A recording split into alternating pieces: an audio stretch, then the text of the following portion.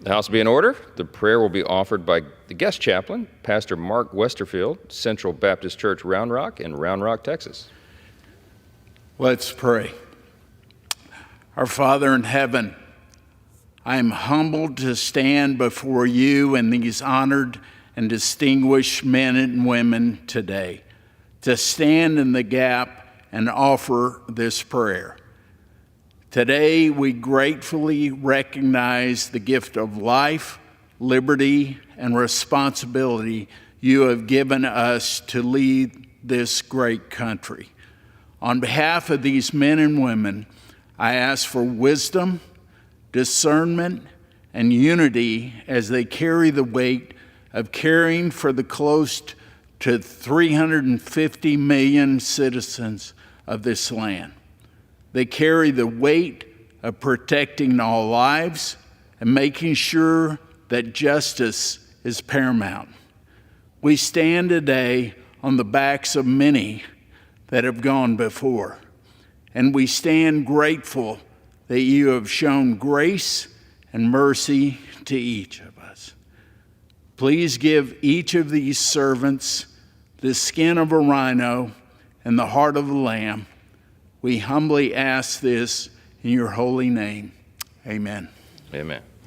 Thank you, Pastor. The chair has examined the journal of the last day's proceedings and announces to the House the approval thereof. Pursuant to Clause 1 of Rule 1, the journal stands approved. The Pledge of Allegiance will be led by the gentlewoman from Texas, Ms. Garcia. Repeat after me.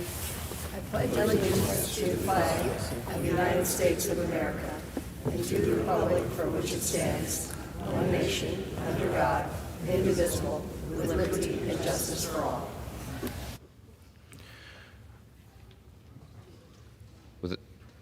Without objection, the gentleman from Texas, Mr. Carter, is recognized for 1 minute. I thank you, Mr. Speaker. Mr. Speaker, I rise this morning to introduce my longtime friend, Pastor Mark Westerfield, who I've had the honor of hosting as our guest chaplain in the House today. Mark is the senior pastor at Central Baptist Church in my hometown of Round Rock, Texas, where he began his ministry nearly 40 years ago. Under his leadership, Central Baptist has expanded to a house of worship services, a variety of ministries, Bible studies, and the prestigious Round Rock Christian Academy. His impact has extended far beyond the walls of his church.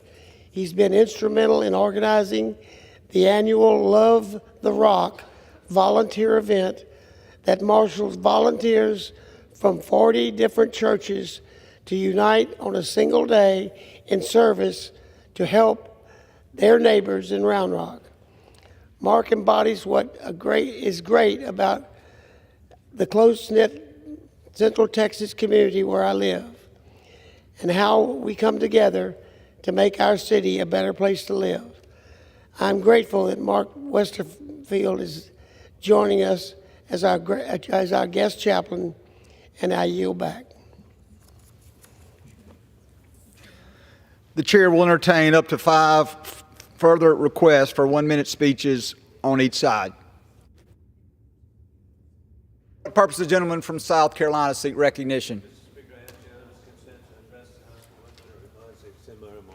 Without objection, the gentleman is recognized for 1 minute. Thank you, Mr. Speaker. Roger Zackheim, Director of the Ronald Reagan Institute and former General Counsel of the House Armed Services Committee, published an op-ed on Wednesday in the Washington Post calling for freeing American hostages from Iran puppet Hamas terrorists. Quote, shifting away from mediation to a more aggressive stance to demonstrate that the United States does not leave its citizens behind. End of quote.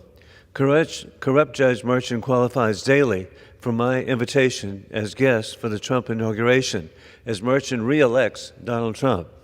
I am glad untrue, false, salacious details of Merchant perverted sexual conduct has not been admitted as lies of Merchant untrue, fabricated, illegal conduct is ignored. Donald Trump will be re-elected due to the rejection of corrupt Judge Merchant derangement. In conclusion, God bless our troops who have successfully protected America for 20 years in the global war on terrorism as it moves from the Afghanistan safe haven to America. We do not need new border laws. We need to enforce existing border laws.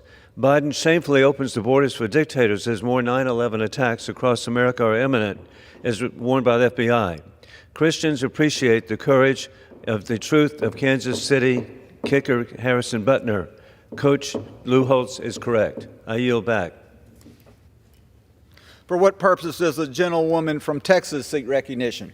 Mr. Speaker, I ask for unanimous consent to address the House for 1 minute to revise and extend my remarks. Without objection, the gentlewoman is recognized for 1 minute. Thank you, Mr.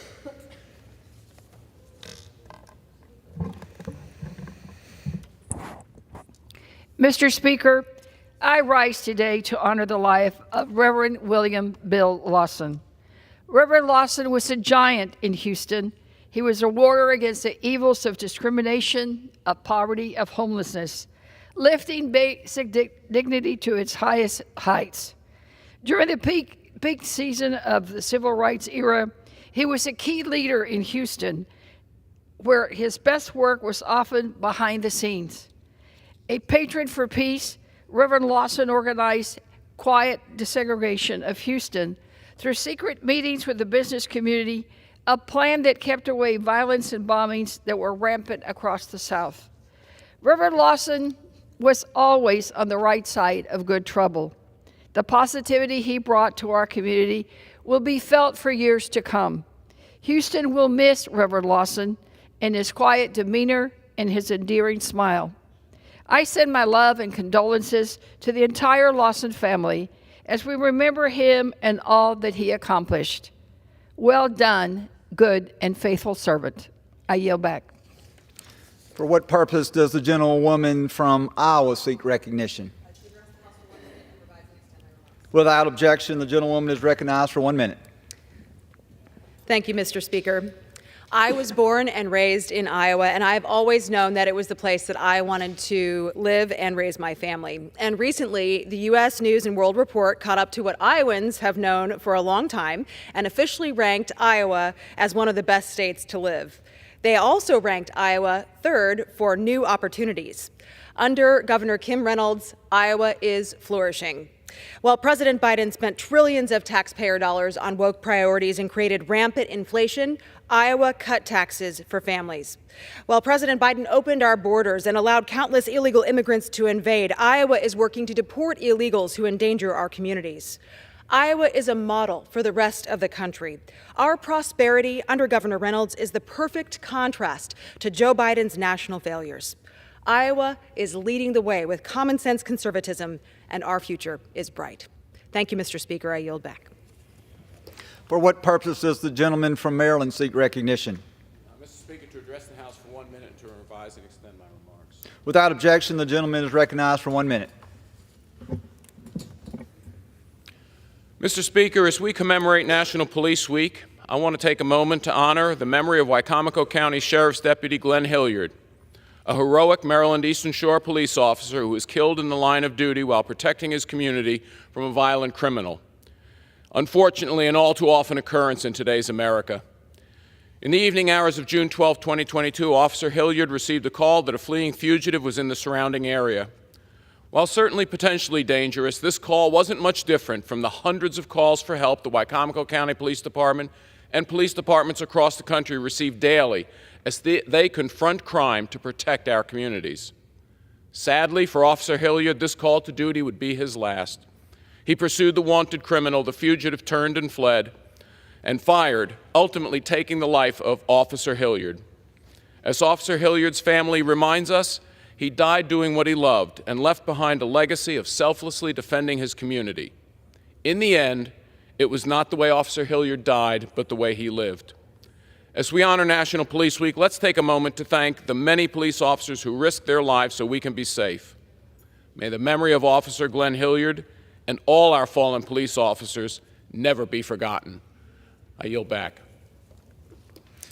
For what purpose does the gentleman from Tennessee seek recognition? Thank you, Mr. Speaker. I seek unanimous consent to address the House for 1 minute and to revise and extend my incredible remarks. Without objection, the gentleman is recognized for 1 minute.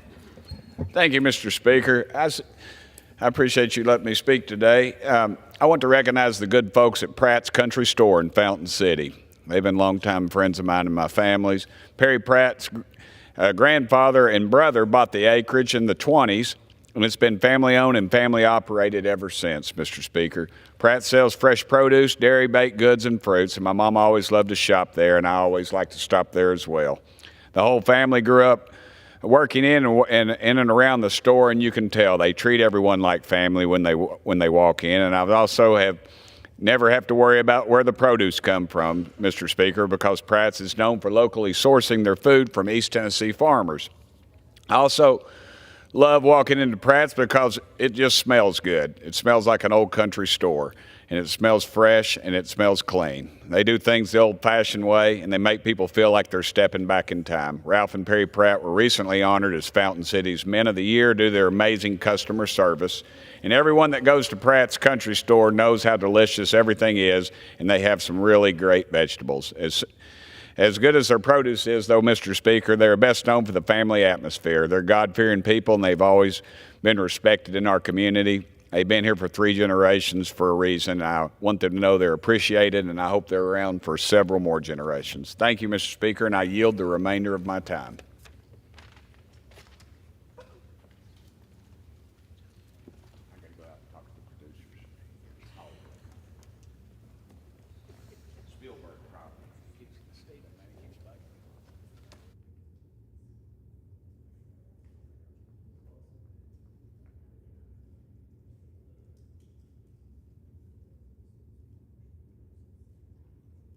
Doing a 1 minute.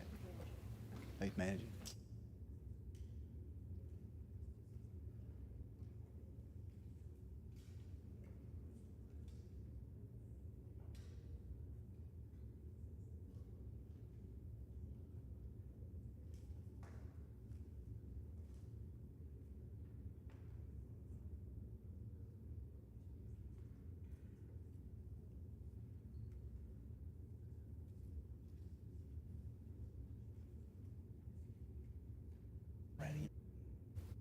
For what purpose does the gentleman from Virginia seek recognition? Mr. Speaker, pursuant to House Resolution 1227, I call up House Resolution 1213 and ask for its immediate consideration in the House. The clerk will report the title of the resolution. House Resolution 1213, resolution regarding violence against law enforcement officers. Pursuant to House Resolution 1227, the resolution is considered read. The resolution shall be debated for 1 hour, equally divided and controlled by the chair and ranking minority member of the Committee on Jurisdiction or their respective designees. The gentleman from Virginia, Mr. Klein, and the gentleman from Maryland, Mr. Ivey, will each control 30 minutes. The chair recognizes the gentleman from Virginia. Unanimous consent that all members may have 5 legislative days in which to revise and extend their remarks. Without objection. I yield myself such time as I may consume. The gentleman is recognized. Thank you, Mr. Speaker. Mr. Speaker, it's my pleasure to welcome so many fine men and women in blue here in our nation's capital for Police Week. However, as always, I'm concerned every day for the safety and well-being of these brave men and women in the communities across this great nation where they live and work. Radical policies in states and cities across the country continue to promote a disastrous rise in crime and a dangerous environment for police officers. Now more than ever, we must show our support for our law enforcement officers. As a former local prosecutor, I know just how important a robust police force is to keeping our communities safe. For effective crime deterrence, you need prosecutors willing to pursue convictions and judges willing to sentence and incarcerate. But first and foremost, you need police willing to arrest and charge offenders for crimes committed. And you need local and state governments willing to fund and support our police forces. Let me be clear. This effort to defund the police has had a detrimental impact on efforts to combat crime, but also on recruitment, retention, and morale among our law enforcement officers. In Democrat-run cities across the country, areas where they defunded the police saw a spike in crime and continue to struggle today with keeping their cities safe. Despite Democrats' calls to defund the police and the emotional toll that that takes, we know that law enforcement officers answer every call for help, regardless of who the person is, what they believe, and regardless of the threat to their own lives. So many of those brave men and women who answer the call of duty, put on the uniform, go to work in the morning, never return home in the evening. Today, there are 23,785 names of law enforcement officers who have been killed in the line of duty that are inscribed on the National Law Enforcement Officers Memorial here in Washington, D.C. Words can never express our gratitude to each and every individual whose name is on that wall. Unfortunately, we still see warning signs that the environment does not show any promise of becoming safer. According to the Fraternal Order of Police, 378 officers were shot in the line of duty in 2023, the highest number recorded since FOP began collecting the data. So far in 2024, 136 officers have been shot.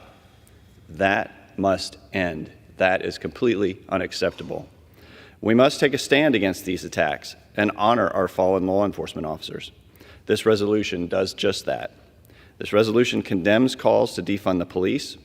It also recognizes that law enforcement officers must have the training and the resources necessary to protect the health and safety of the public, as well as their fellow law enforcement officers on the job. We must never forget those who have made the ultimate sacrifice in the line of duty. It is up to us in Congress to honor their memories and to stand up and protect those who do so much to protect us. I urge my colleagues to support this resolution, and I reserve the balance of my time. The gentleman reserves. The gentleman from Maryland is recognized. Thank you, Mr. Speaker. I yield myself such time as I may consume. Recognized. On August 29, 2002, two deputy sheriffs in Prince George's County, Elizabeth Magruder and James Arno, were ambushed in the home of the shooter's family. They'd been called to the house to execute a warrant, a health warrant, because the parents were concerned about the erratic behavior of their son. Elizabeth Magruder was shot in the back of the head, and James Arno was shot and killed as well. He left behind a wife, 2 children, and 2 grandchildren. She left behind a husband and a 3-year-old son. I had just been elected state's attorney in Prince George's County, but I hadn't even been sworn in yet. And so one of my first duties was to attend the funerals for both of them. And my first memorial service during Police Week was in their honor. So I take this very seriously. The National Police Week commemoration, I think, is something that is very grave and we should treat with great respect. And unfortunately, the ambush that Magruder and Arno faced that day, those haven't ended. We just saw recently the ambush in Charlotte. 4 officers were killed, 8 were shot. And we've had others like that all over the country. So my thought when we had Police Week approaching was that we would approach this in a bipartisan manner. And I actually reached out and worked with Congressman Hunt from Texas, and we put together a bill that was aimed at expanding the number of police officers because we know that there are shortages across the country, and we know that we need to increase the pipeline so more officers will come and take on these dangerous tasks and stand in harm's way, stand in the gap, as the pastor said this morning. And it was a bipartisan effort, came out of the committee by voice vote, was passed on the floor in a similar capacity. The Senate companion bill is passed as well, and we're looking forward to that becoming the law of the land in short order. Unfortunately, much of the legislation that's come after that has been anything but bipartisan. And the legislation we're speaking to today, I'm afraid, falls in that category. When I took a look at the bill, HRES 1213, I'd hoped to see praise go out to our officers across the country for the work that they do, and the officers who've lost their lives in the line of duty. And indeed, there are paragraphs that speak to that. But unfortunately, there's passages that don't. And my colleague from Virginia, in his comments a few moments ago, made some of the same kinds of comments with respect to, for example, the defund the police argument. Now, somehow, my Republican colleagues have concluded that defund the police, a phrase that was used several years ago, is somehow fueling the rise of crime, and in this particular instance, the death and attacks against police officers. But as I just mentioned a moment ago, Magruder and Arno were killed in 2002, over 20 years ago. And we know we've been seeing deaths by officers in the line of duty for decades now. It's nothing new. So to kind of casually blame it on a slogan that I'm not aware of anybody in the body here today that espoused that, certainly I didn't. To pretend that that's the reason that these shootings are occurring, that these killings are occurring, is, I think, unfortunate and an abuse of what this week is supposed to mean. Now, in addition, I would say this. I just mentioned that I don't know that anybody supports a defund the police slogan from a few years ago, but we do have colleagues in the House right now, a House Republican, who has a bill, H.R. 374, to defund ATF, and we have House Republican colleagues who called for the defunding of the FBI. Now, the irony of that, as those of us who've worked in law enforcement know, I was a prosecutor for 12 years, 4 in the federal level, 8 as the locally elected state's attorney. But the local and federal prosecutors work together all of the time. And it's critical, and sometimes they work together in task forces because they can bring the local, the state, and the federal forces to bear and provide maximum support in protecting our communities.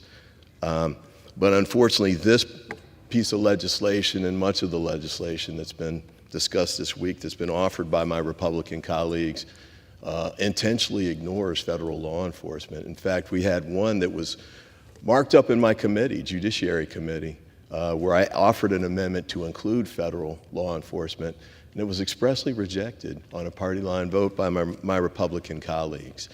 And I gotta say, you know, FBI, ATF, Border Patrol, they put their lives on the line too, and we should respect them as well.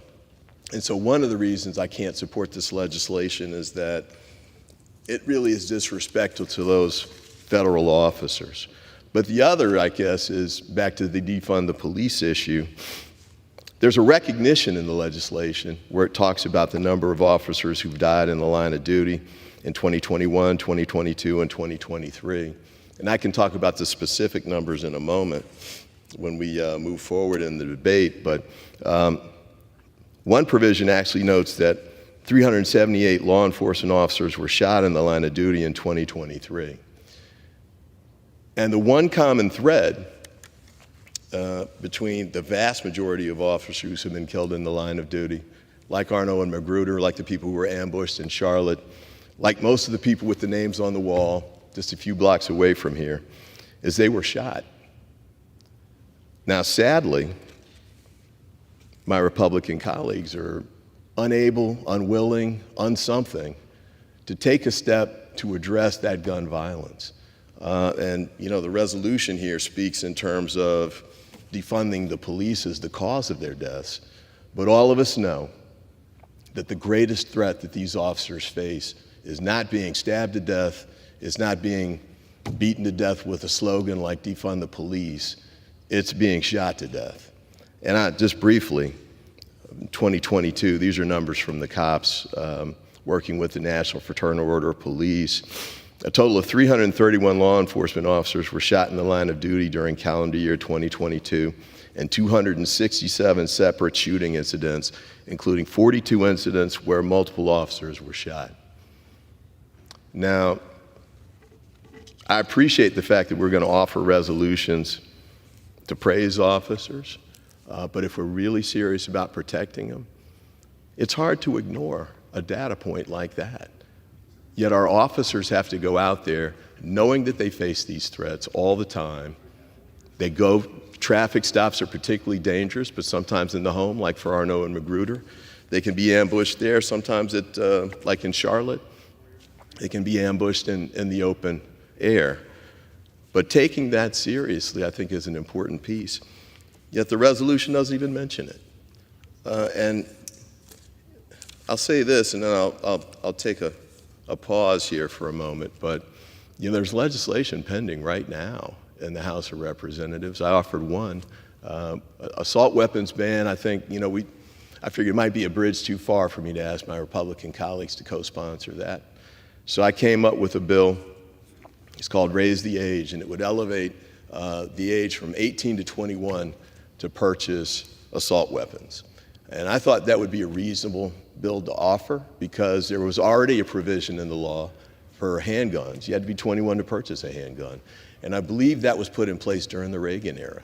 Now, for my bill, raising it to 21, you got to be 21 to buy alcohol. I thought it might make sense to be 21 to buy an assault weapon as well. And I think we have 170 plus co-sponsors for that bill.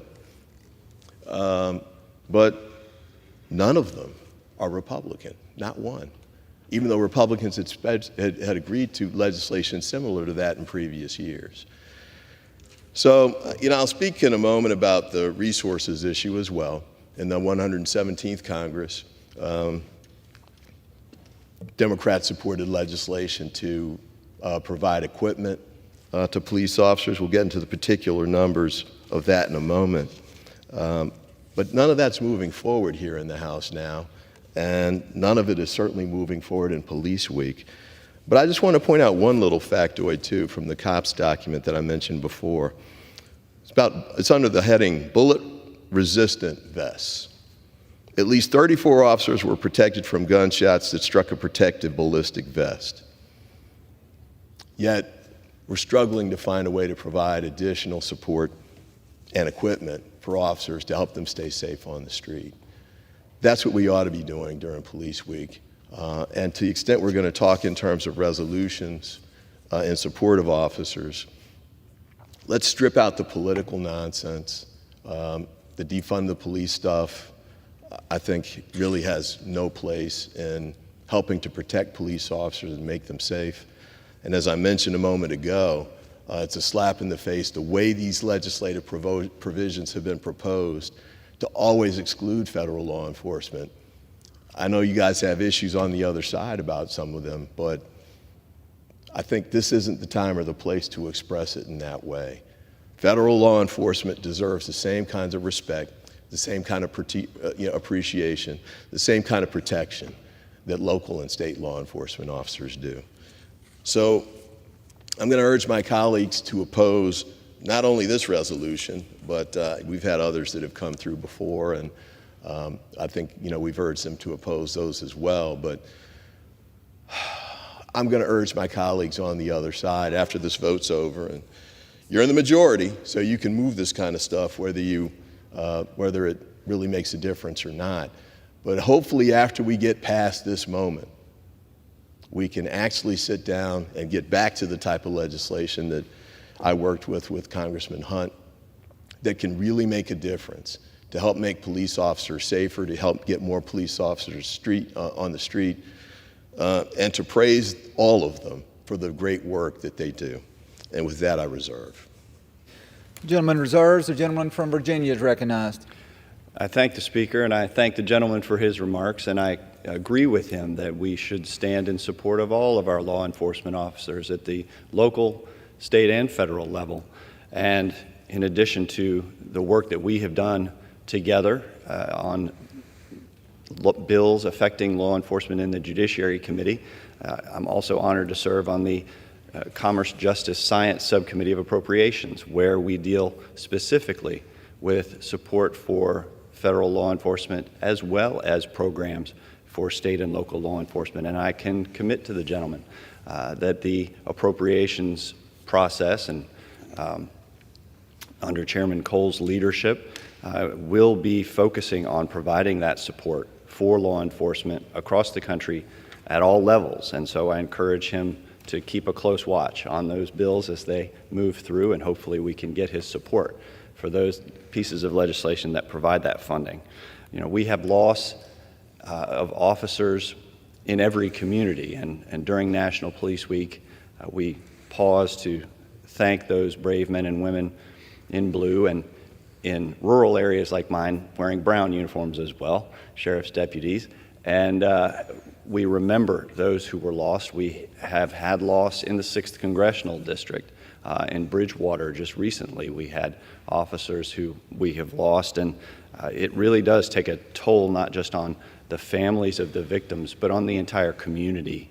And we want to make sure that that number is reduced, eliminated, and we can do that not only through funding efforts to support our police, but also through resolutions like this, where we try and reverse the trend that we've seen across the country, and in many Democrat-run cities, quite frankly, where the antagonistic attitude toward men and women in law enforcement has reached a fever pitch. And we have to turn that around. We have to restore that respect for law enforcement in our communities, that confidence in law enforcement in our communities. And through efforts like this, but also through efforts on the ground, nothing can replace support for law enforcement among city councils, among elected officials at the local level, among teachers, among community members. That's what's going to be ultimately the driving force behind the reversal in this anti-police, defund the police type attitude in our communities, and the restoration of that respect and a reduction in crime that would follow. Because if you respect the police, hopefully it follows logically that you're not going to be someone who wants to cross the police in a way that by violating the laws. So we will continue to push legislation like this and legislation that we work on in a bipartisan manner. I'm sorry the gentleman says he can't support this resolution, but I hope that we continue to work on these types of bills as we move forward. As to the issue of gun violence, I would say that efforts to raise the age at which adults in this country can exercise their constitutional rights to defend their homes, defend their families, defend their communities, are not the answer. We only need to look in the District of Columbia to see what has happened when the age at which juvenile crimes, the age for covering crimes and determining that they are juveniles has been raised over the years and is now 25. If you're under 25 years old in the District of Columbia and you commit a crime, you can be considered a juvenile for purposes of sentencing and for purposes of punishment. That doesn't make sense. So we passed a bill this week that actually lowers that age from 24 down to 18, because truly, if you commit a crime and you are a juvenile, and I worked in juvenile courts, so I understand that there need to be different approaches to punishing juveniles. They need much more restorative processes that bring them back to a point at which they will be law-abiding adults. But once they're adults, once they're 18, treating them as juveniles only without any kind of punishment for the crimes that are committed, that it really does nothing but encourage that type of illegal behavior once they reach adulthood. So we don't think that raising ages and pretending someone who's an adult is not an adult and can't exercise all of the rights enshrined to them under the Constitution is appropriate. So with that, I would like to yield such time as he may consume to the gentleman from Minnesota, great law enforcement officer, and Mr. Stauber. The gentleman is recognized. Mr. Speaker, I'm frustrated and angry, but also deeply saddened. The law enforcement profession is an honorable one. To have so much compassion for others that you are willing to put your life on the line. It is, as we say, a call to service, and not many hear that call today. If you had asked me a few years ago if my children should become law enforcement officers, I would have undoubtedly said yes. But after these last few years, observing the treatment of our law enforcement officers, I would have to think twice about my answer. Since 2020, I have watched the law enforcement profession become a punching bag, scapegoated by rabid media pundits more interested in clickbait than the facts, villainized by Hollywood, and disparaged by city councils, members of this Congress, both men and women, and even our president.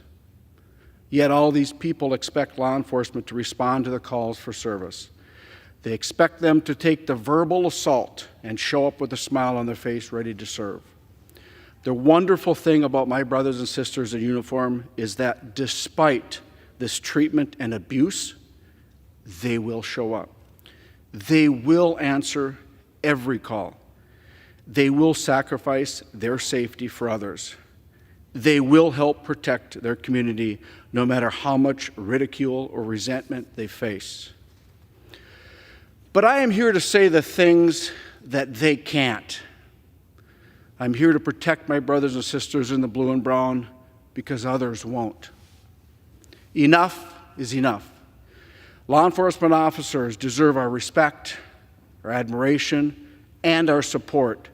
To provide anything less is unacceptable. The resolution before us acknowledges the change in attitude towards law enforcement over the last few years and the subsequent violence directed toward them. It acknowledges that they respond to the calls for service no matter who is on the other line. It acknowledges that the job has only become more dangerous and more mentally and physically exhausting, yet they still show up for work, not knowing if they've kissed their families goodbye for the last time. Importantly, this resolution also acknowledges that we, in this chamber, set the standard. We are the ones who must demonstrate a respect for the rule of law and a respect for our law enforcement officers if we are to expect the public to do the same. We must do so in our actions, in our conversations, and even the policies we consider. Bills that never become law can have the most staggering ripple effect. They can persuade local municipalities to implement soft-on-crime policies and strip law enforcement of resources. They can encourage the public to cheat, steal, and disrespect fellow community members. They can cause good, noble people to change their minds about entering the profession that I love so much, which is law enforcement. Actions have consequences, and our communities are suffering as a result. But let's take this moment to learn to change for the better.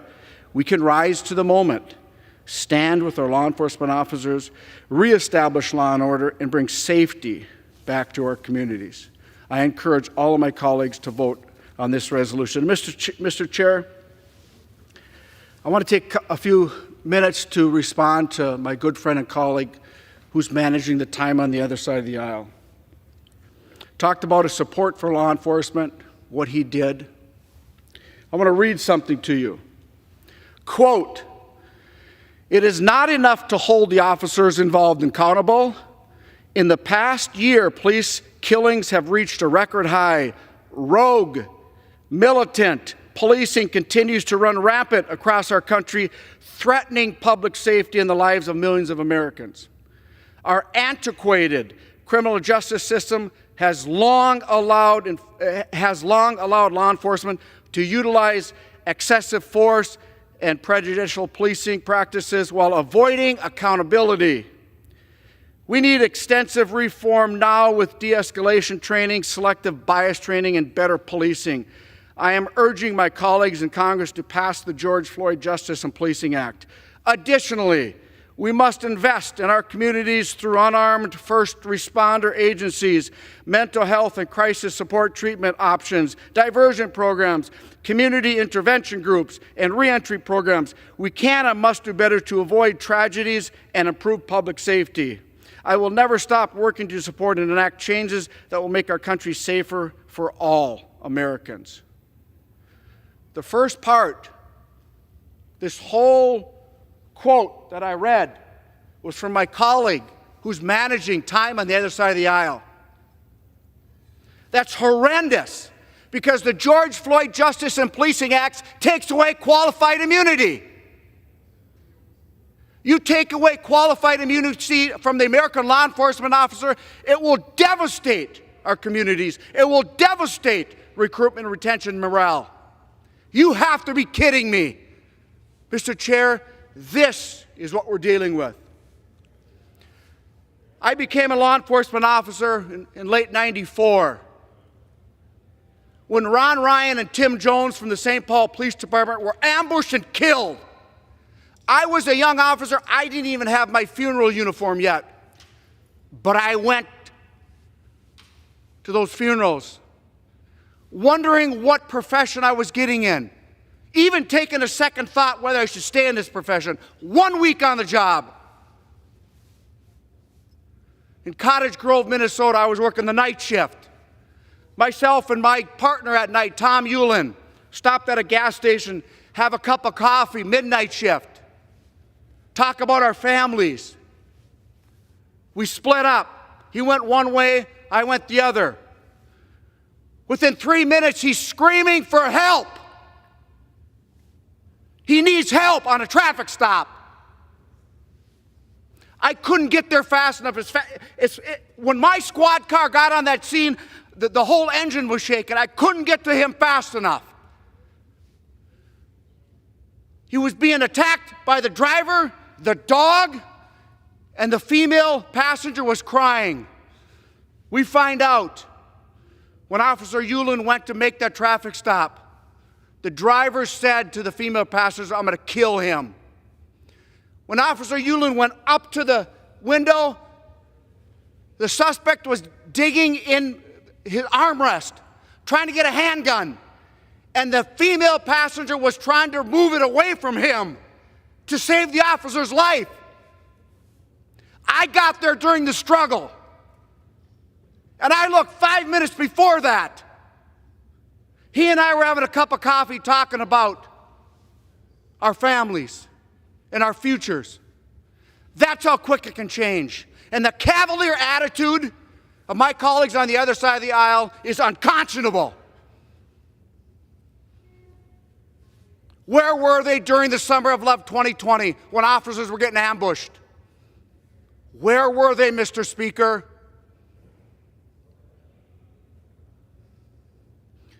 On December 15th of 1995 at 10:32 p.m. at the intersection of 6th Avenue East and 4th Street in Duluth, Minnesota, a career criminal tried to shoot me in the head and kill me, and I survived by the grace of God. A career criminal that should have been put away years ago. Don't tell me we don't have issues. We have issues with prosecution too. The federal prosecutor in Minneapolis would not charge him with felon in the possession of a handgun. We couldn't figure out why. Off-duty police officer shot in the head by a career criminal that should never have had the gun. Wouldn't prosecute. But it was about 8 years later when the Drug Task Force supervisor woke me up in the middle of the night, called me and said, "Pete, we got him. He's going to prison for a long time. We've got the stolen guns on him. He's not getting away with this one." It took him years after to put this guy away. Then on a London road in Duluth, Minnesota, suspects tried to kidnap some folks. I get the call with my supervisors, and I don't get to choose what call I go on. I don't get to say, I don't want to go on this gun call. I don't want to go on that. I get the call and we go. Then every single police officer in this nation does the same thing. Kidnapping, suspect with a gun.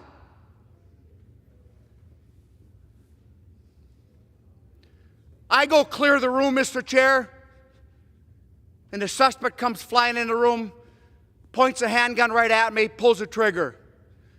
And by the grace of God, it didn't go off. And you know why I knew it didn't go off? It happened so fast. I saw it in his eyes. I was in a street fight for my life. And yes, I needed some help after that call. And that's why I'm adamant that the professionals that serve our communities get the mental health they need, and they need it now sometimes. So to listen to my colleagues on the other side of the aisle pretend they support law enforcement, they've never worn the boots, or many of them never worn the boots. They've never answered a call. Two shot, officer needs help. They've never, most of them have never had a suspect with a rifle in his hand ready to kill you. And I have to make a decision, Mr. Chair. If that rifle comes up, I have to save my life. I have to do that. I don't want to, but his actions are causing me to save my own life and the life of others. Mr. Chair, the honorable men and women in law enforcement in America deserve better treatment. This week we celebrated Law Enforcement Week, Police Week. We saw the men and women in uniform, the proud men and women in uniform, come to our nation's capital and be proud of their profession. This week, Law Enforcement Week, should be 52 weeks a year. Every week we should support law enforcement and protect law enforcement. I am sick and tired of seeing this happen to law enforcement men and women, Mr. Chair, throughout this nation. There's members in this body that stand in a microphone and vilify law enforcement. They'll go to their funerals, though. They'll go to their funerals. When it comes to supporting a legislation that I have here, a resolution regarding violence against law enforcement, my colleague says it's partisan. You have to be kidding me. A resolution regarding violence against law enforcement officers. And my good friend calls it partisan. And yes, defund the police was real. We're seeing the effects of it today. The recruitment, retention, morale are at the lowest ever. Shortages, Mr. Chair, in police departments across this nation, including my hometown. They want to sit up here in Police Week and pretend, we're not going to have it. You either support law enforcement or you don't. And you know what, Mr. Chair? We need to, most departments today wear body cameras or have squad car cameras, in squad cameras. We as a nation, cooler heads must prevail on the support for law enforcement. We have to understand what they go through. We must push, comply now, challenge later. Comply now, challenge later. Mr. Chair, in 23 years of law enforcement, when I place somebody under arrest, please put your hands behind your back, you're under arrest, palms out, don't resist, you understand. And I placed my handcuffs on them, gapped them, double locked them, escorted to the right rear seat of my squad car. When they obeyed my lawful order, Mr. Chair, I didn't get hurt. The suspects didn't get hurt. The public didn't get hurt. When a law enforcement gives you a lawful order, obey her.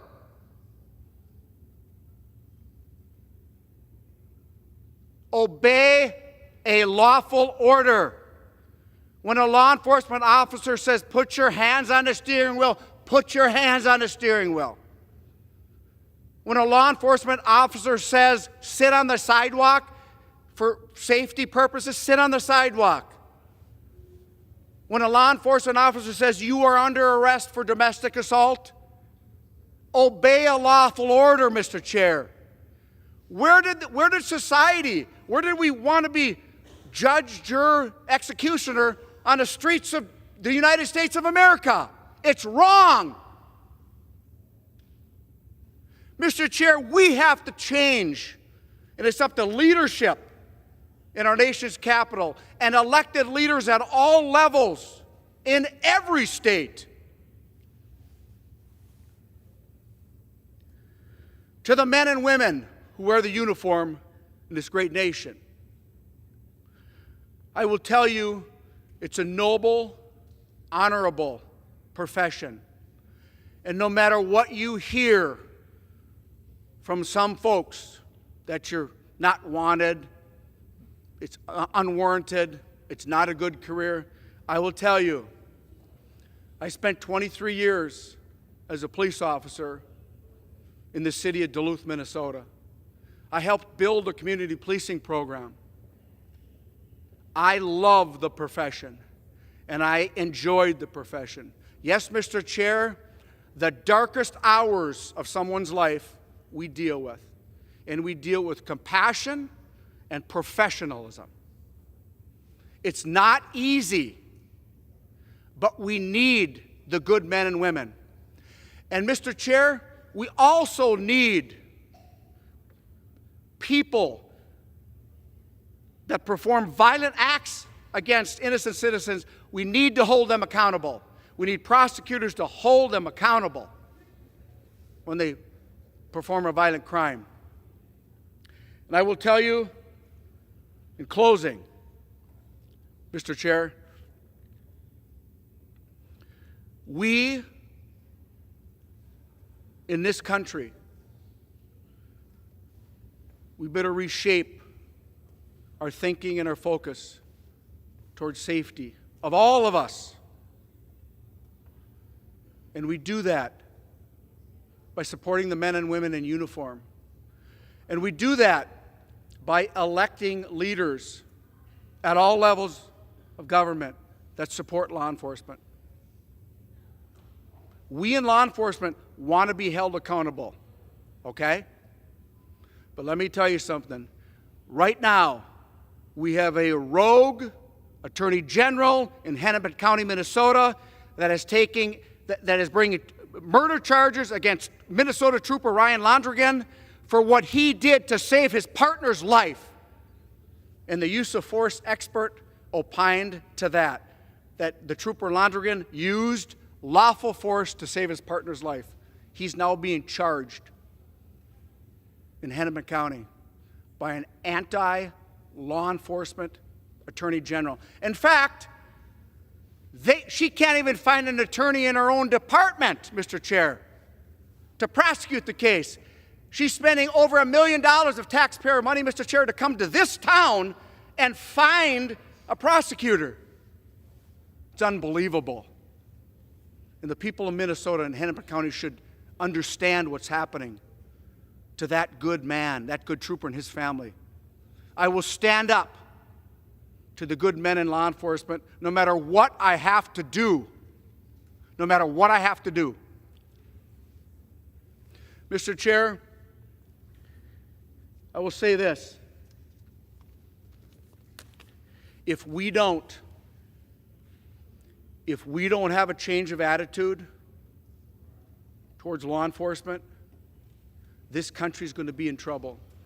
And before I close, I want to ask, this is an ask to the American people, every American. The next time you see a law enforcement officer, I want you to look her in her eye and you tell her, thank you for your service. We appreciate you. She will take that response and carry it with her the rest of the day rest of her shift, and forever. We need to show appreciation. With that, Mr. Chair, I yield back.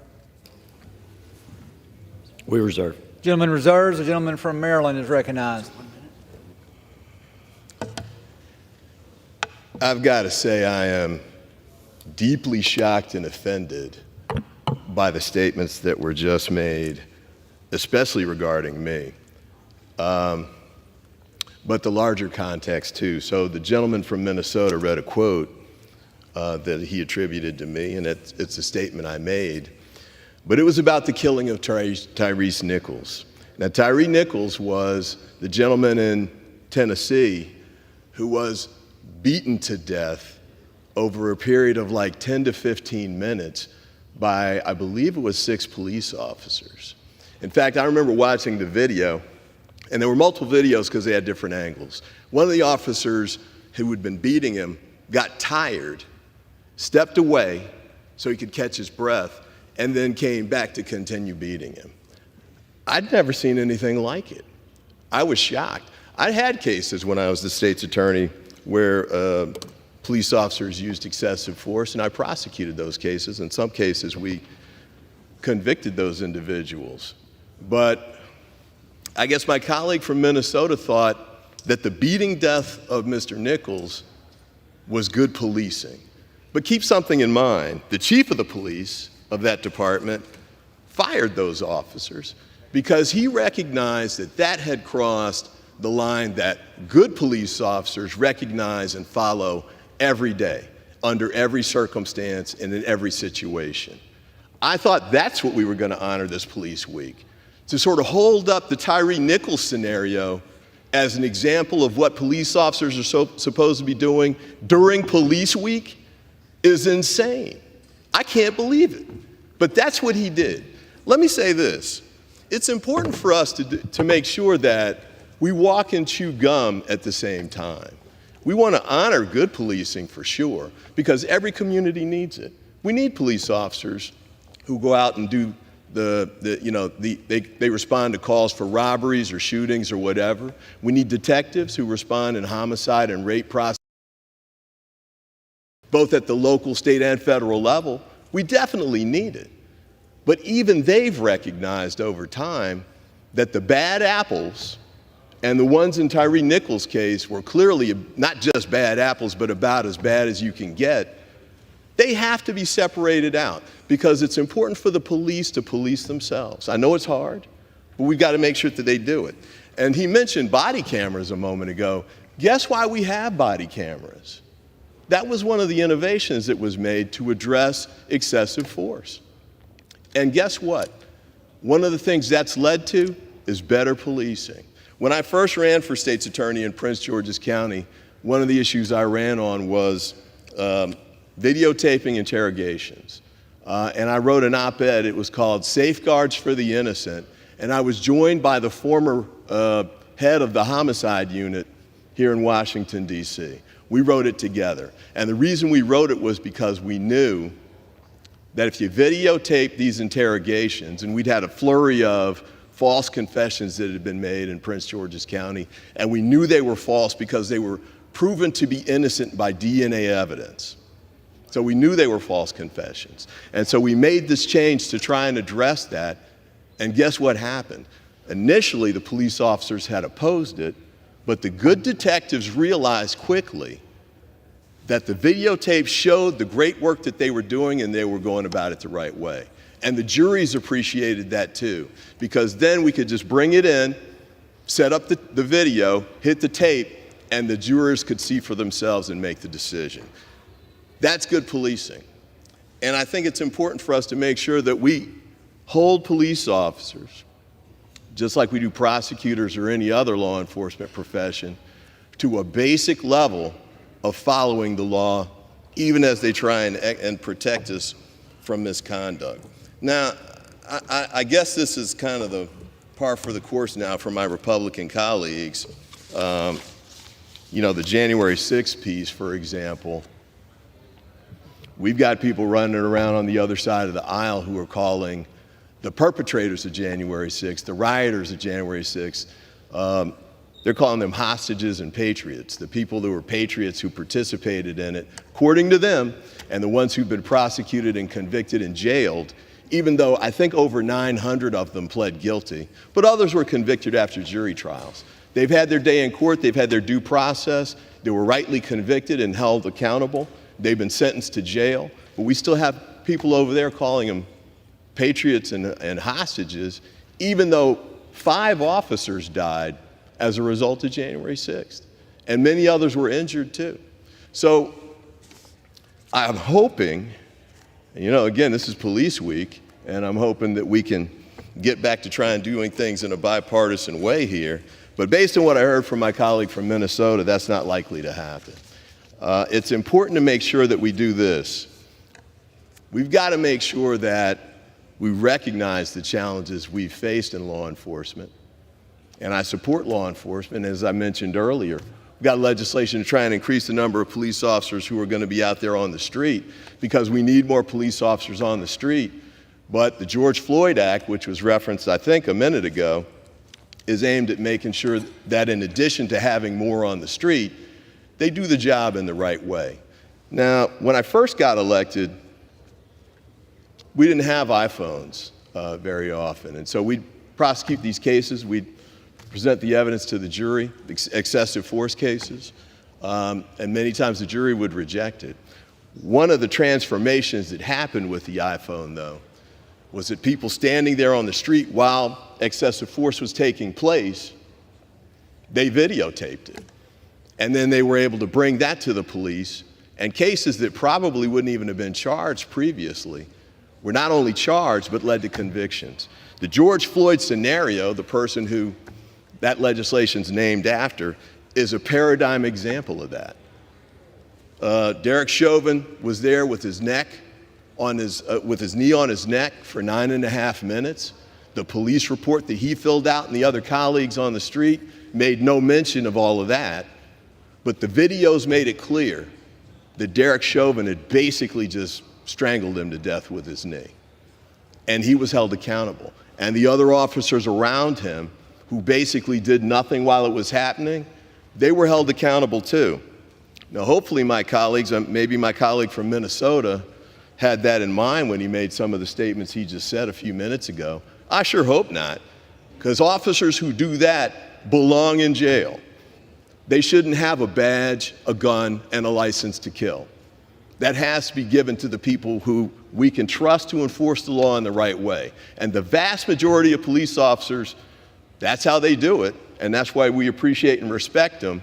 But when they cross the line, I hope we don't have people like the gentleman from Minnesota who's going to act like that's okay, because it's not. We've got to hold them accountable. Now, a minute ago I mentioned serious legislation. It's a little surprising to me we're having such a debate like this over legislation that's just a resolution, basically. It speaks only of defund the police and the like. But the Democrats in the last Congress, for example, we passed meaningful reforms to support police, even though in many of the instances they were opposed by Republicans. So, last Police Week we passed H.R. 6943, the Public Safety Officer Support Act, which extended death benefits to law enforcement officers with PTSD. It came over the objection of 17 Republicans, including 4 on the Judiciary Committee. Last Police Week, H.R. 2992, the Traumatic Brain Injury Law Enforcement and Training Act, passed legislation as well. 21 Republicans objected to that as well. Now, we keep passing legislation, or we did when the Democrats were in control, to actually provide additional resources and benefits to police officers who get injured in the line of duty, and I think that's important for us to continue to do. But our colleagues aren't doing that. They're bringing this political legislation, and it got real political a minute ago when the gentleman from Minnesota was up there, frankly kind of ranting about things he'd attributed to me, which I think was wrong and incorrect, but more importantly, things he keeps trying to attribute to Democrats and the change in policy. A couple other quick points about some of the things he said. The decline in police officers. Now, I got to be clear. One of the things we have in the bill I did with Mr. Hunt was we got a report that's going to come and study this, because I think it's going to help address a lot of the misinformation that's coming out on the other side about why we're having some shortages. And they're saying it's based on the defund the police slogan, but the roots of these shortages started many, many years ago. And in some instances, in some jurisdictions, we just have a cycle of people who are coming up for their retirements at their 20 and 30-year marks. But in any event, let's try and make sure we get the evidence and the data so we can correct those challenges. It's not just fixing the slogan on the street. It's a dangerous job. Doesn't pay as much as it should. Many of the officers or potential officers find that they can have jobs that pay as much and don't have to work as hard. For example, Homeland Security, I remember the Border Patrol agents testifying that they're having trouble retaining officers at the border, not because of a defund the police slogan, but because they can leave the job and make more money doing other things and stay in the same community, and it's less taxing than being an officer. If we're honest about it, then we can come up with better solutions to try and retain them, like maybe paying them more money. But if we just keep spreading rhetoric about this is defund the police, we won't fix the problem and we won't get more officers. If money is the issue, and of course it's a factor, then just standing here and haranguing about defunding the police doesn't fix it. We have to find ways to raise the salaries and help attract and retain more of them to go out on the street. Now, I'm going to stop with this at the moment.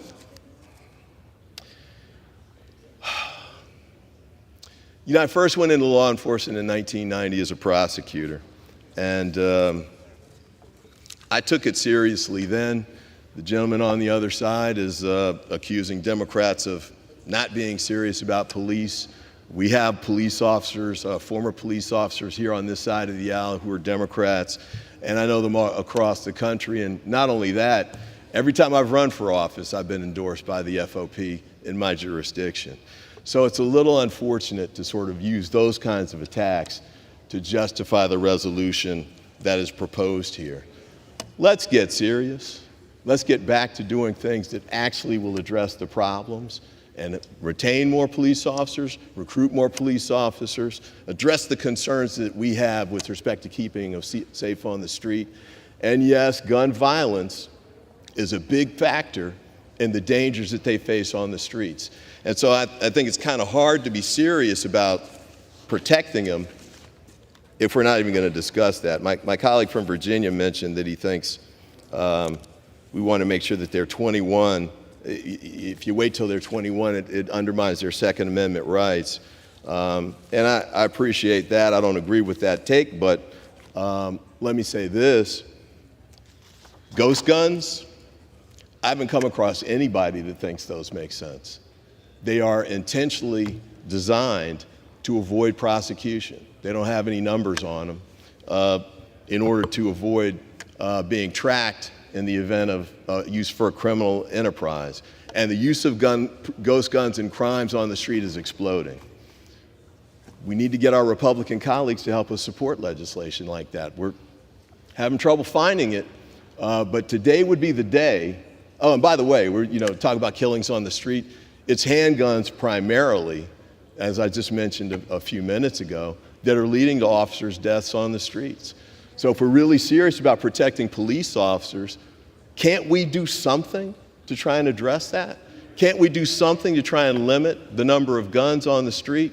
Oh, and by the way, too, I know that the argument's going to be, hey, you guys are soft on crime and all of that, but remember, a lot of the people who commit these crimes don't have prior offenses. Like the two that killed the deputies, the guy that killed the two deputies in my jurisdiction, Arno and Magruder, he didn't have any prior record. He had mental health issues. We can't just assume that all of these issues revolve around people who have long criminal records, because they don't. And many times police officers are killed on the street by people with no prior records. Let's try and address all of these issues in a serious way, in a bipartisan way, because that's the way to actually help keep our police officers safe on the street. And with that, I reserve. Sirs, the House will be in order. The House will be in order. The gentleman from Virginia is recognized. To inquire how much time is remaining on each side. The gentleman from Virginia has 1 minute remaining. And the other side? The gentleman from Maryland has 3.5 minutes remaining. We reserve. Gentleman reserves. Gentleman from Maryland is recognized. I'm prepared to close. The gentleman is recognized to close.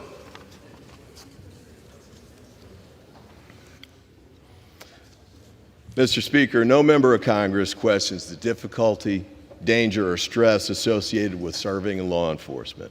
We're grateful for each and every federal, state, local, and tribal law enforcement officer, agent, or employee working daily, putting their lives on the line to keep us safe in every corner and territory of this nation. This week, we should come together to honor their dedication to their jobs and communities, lift up the names of those officers and agents who gave their lives in service, and wrap our arms around their loved ones left behind. Sadly, Republicans have chosen partisanship over bipartisanship at this time. I therefore must oppose H.Res. 1213, and I urge my colleagues to do the same. Thank you, and I yield back the balance of my time. The gentleman yields. The gentleman from Virginia is recognized.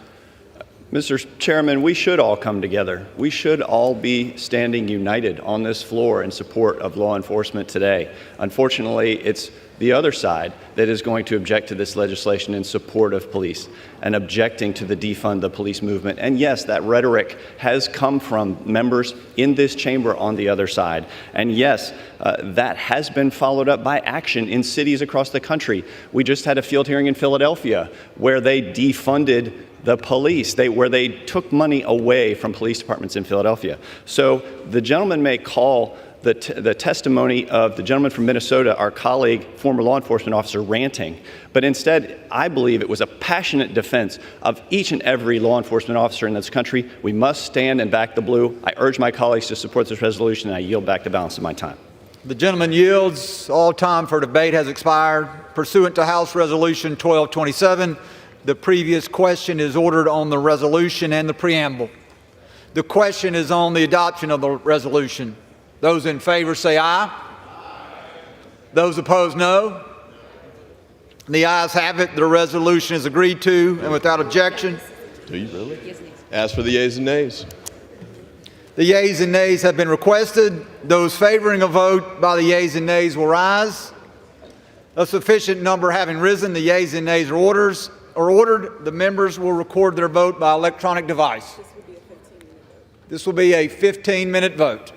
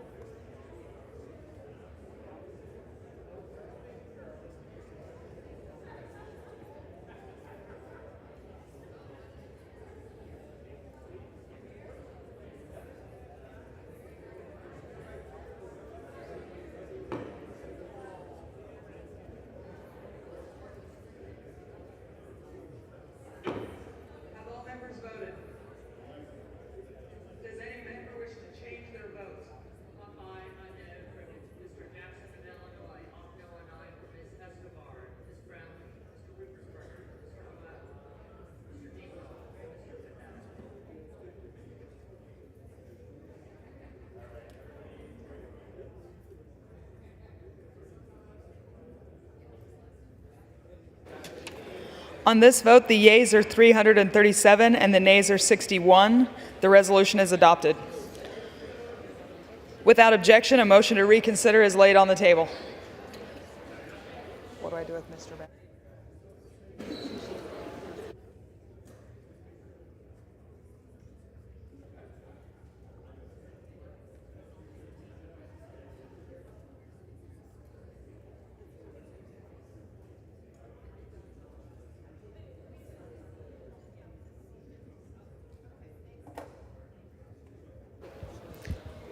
For what purpose does the gentleman from New Jersey seek recognition? Mr. Speaker, I ask unanimous consent that when the House adjourns today, it adjourn to meet at noon on Tuesday next for morning hour debate and 2 p.m. for legislative business. Without objection. For what purpose does the gentleman from New Jersey seek recognition? Mr. Speaker, I ask unanimous consent to remove myself as a co-sponsor of H.R. 1822. Your request is granted. Thank you.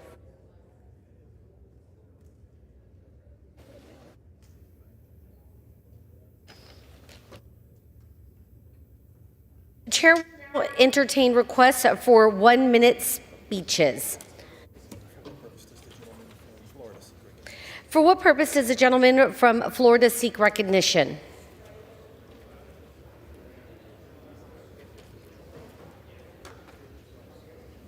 Madam Speaker, I ask unanimous consent to address the House for 1 minute and revise and extend my remarks. Without objection, the gentleman is recognized for 1 minute. Madam Speaker, I rise to recognize the critical public health work carried on by our nation's mosquito control professionals. And mosquitoes are not just a nuisance. In fact, they are also vectors for deadly diseases like malaria, Zika, and the famous West Nile virus. The world-renowned Anastasia Mosquito Control District, which is located in my district in St. Johns County, St. Augustine, Florida, was initially formed thanks to Floridians who wanted to live mosquito-free. Since 1948, the AMCD has served more than 320,000 Floridians in St. Johns County. AMCD is now the leader in education and applied research all across the world in the field of mosquito control, not just in Florida, not just the United States, but literally across the globe. I urge my colleagues to meet with their mosquito control professionals to learn more about this critical mission, because it truly is about our health care in America. With that, I yield back. For what purpose does a gentlewoman from North Carolina seek recognition? I seek unanimous consent to address the House for 1 minute and revise and extend my remarks. Without objection, the gentlewoman is recognized for 1 minute. Madam Speaker, I rise today to honor the exceptional life of North Carolina's Peggy Stamey, who recently passed. A trailblazer for women, Peggy shattered glass ceilings as the first woman elected chairperson of the Wake County Democratic Party. Elected to the North Carolina House in 1982, Peggy sponsored a number of bills that helped make North Carolina a better place for all people. Peggy's unparalleled commitment to progress and equality went far beyond her legislative accomplishments. During her final chapter of service to our state, Peggy was appointed to the Parole Commission, where her service reflected her strong belief in second chances. Madam Speaker, today we mourn the loss of Peggy Stamey and celebrate the indelible mark she left on our state. Peggy's enduring legacy lives on through the barriers she broke and through the many lives she transformed. Thank you, and I yield back. For what purpose does a gentleman from New York seek recognition? Madam Speaker, I request unanimous consent to address the House for 1 minute to revise and extend my remarks. Without objection, the gentleman is recognized for 1 minute. Madam Speaker, girls' sports should be reserved for biological girls. For decades, Title IX has provided young women the opportunity to compete in college athletics. However, the Biden administration's recent actions threaten these very principles. As a father of 3 girls and the husband to a former Division I athlete who is currently a PE teacher, I am appalled by this administration's assault on Title IX. Allowing biological men to compete in women's sports denies young women the chance to develop physically and mentally as athletes and teammates. This undermines decades of progress in gender equity in sports. Fair competition is crucial to maintaining athletic integrity and the rights of female athletes. Without proper protections, girls may face unfair disadvantages, discouraging their participation, hindering their dreams. Upholding Title IX safeguards the future of girls' sports, ensuring every young athlete can thrive and succeed. Thank you, Madam Speaker. I yield back. For what purpose does the gentlewoman from Ohio seek recognition? Thank you, Mr. Speaker. I request unanimous consent to address the House and to extend and revise my remarks. Without objection, the gentlewoman is recognized for 1 minute. Thank you, Mr. Speaker. This Police Week, I rise to recognize 3 incredibly dedicated veteran detectives of the Akron Police Department who will be retiring from the force. Detectives Bertina King, Alan Jones, and Donnie Williams have each served the Akron community for 33 years each, for a combined total of 99 years of experience. The trio started on the job together in 1991, and since then they have each left their own personal mark on the department. Detective King made history as the first Black woman to join APD's Major Crimes Unit. She also helped establish the Sexual Assault Nurse Examiner Unit at the former St. Thomas Hospital to provide survivors of sexual assault with culturally sensitive and trauma-informed evaluation and treatment. Recently, she led the effort to create the department's Sexual Assault Kit Initiative to investigate unsolved rape cases to bring justice to survivors. Detective Jones is a part of the Street Narcotics Uniform Detail, which works to protect our communities from guns and drugs. He was also the first Black K-9 handler in the unit with his dog Midnight. Finally, Detective Williams is the longest-serving member of the Street Narcotics Unit, starting just 1 year after the unit was created in 1992. All 3 detectives have worked on high-profile cases and helped bring dangerous criminals to justice. This trio has exemplified what it means to serve our city with dignity and respect, and have demonstrated the power of having a force that reflects and represents the community they are sworn to protect and serve. We thank them for their many years of service and wish them the best in their well-deserved retirement. Thank you, Madam Speaker. I yield back. For what purpose does the gentleman from Pennsylvania seek recognition? Madam Speaker, request unanimous consent to address the House for 1 minute and revise and extend my remarks. Without objection, the gentleman is recognized for 1 minute. Thank you, Madam Speaker. Madam Speaker, I rise to recognize May as National Foster Care Month and to say thank you to every parent, volunteer, and mentor who work with our foster children.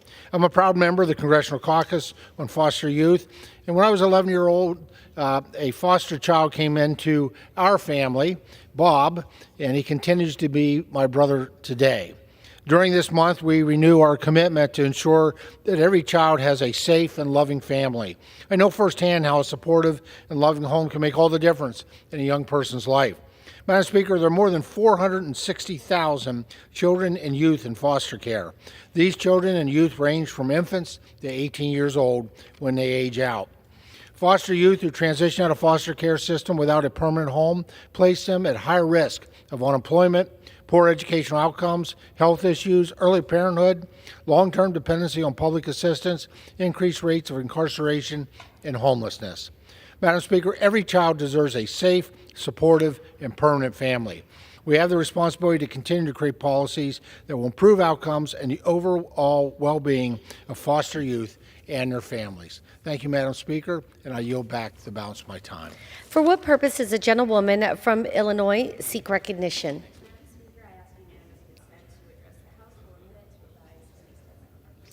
Without objection, the gentlewoman is recognized for 1 minute. Thank you. I rise today to extend my sincerest thanks to the dedication and service of EPA Coordinator for Cahokia Heights, Beth Murphy. Back in October, I asked EPA Administrator Michael Regan to appoint a member of his team to assist our response to the environmental health and safety crisis in Cahokia Heights, and he delivered. As the area's first dedicated federal coordinator, Beth has helped bring new urgency to alleviating the flooding and sewage crisis in Cahokia Heights and surrounding communities. Her efforts to streamline collaboration between stakeholders across Metro East will help ensure that federal, state, and local government resources can finally be used collaboratively. Beth's hard work has helped us to put a spotlight on the needs of community that has been overlooked for far too long. And I want to extend my deepest gratitude and appreciation for everything she has done for our community.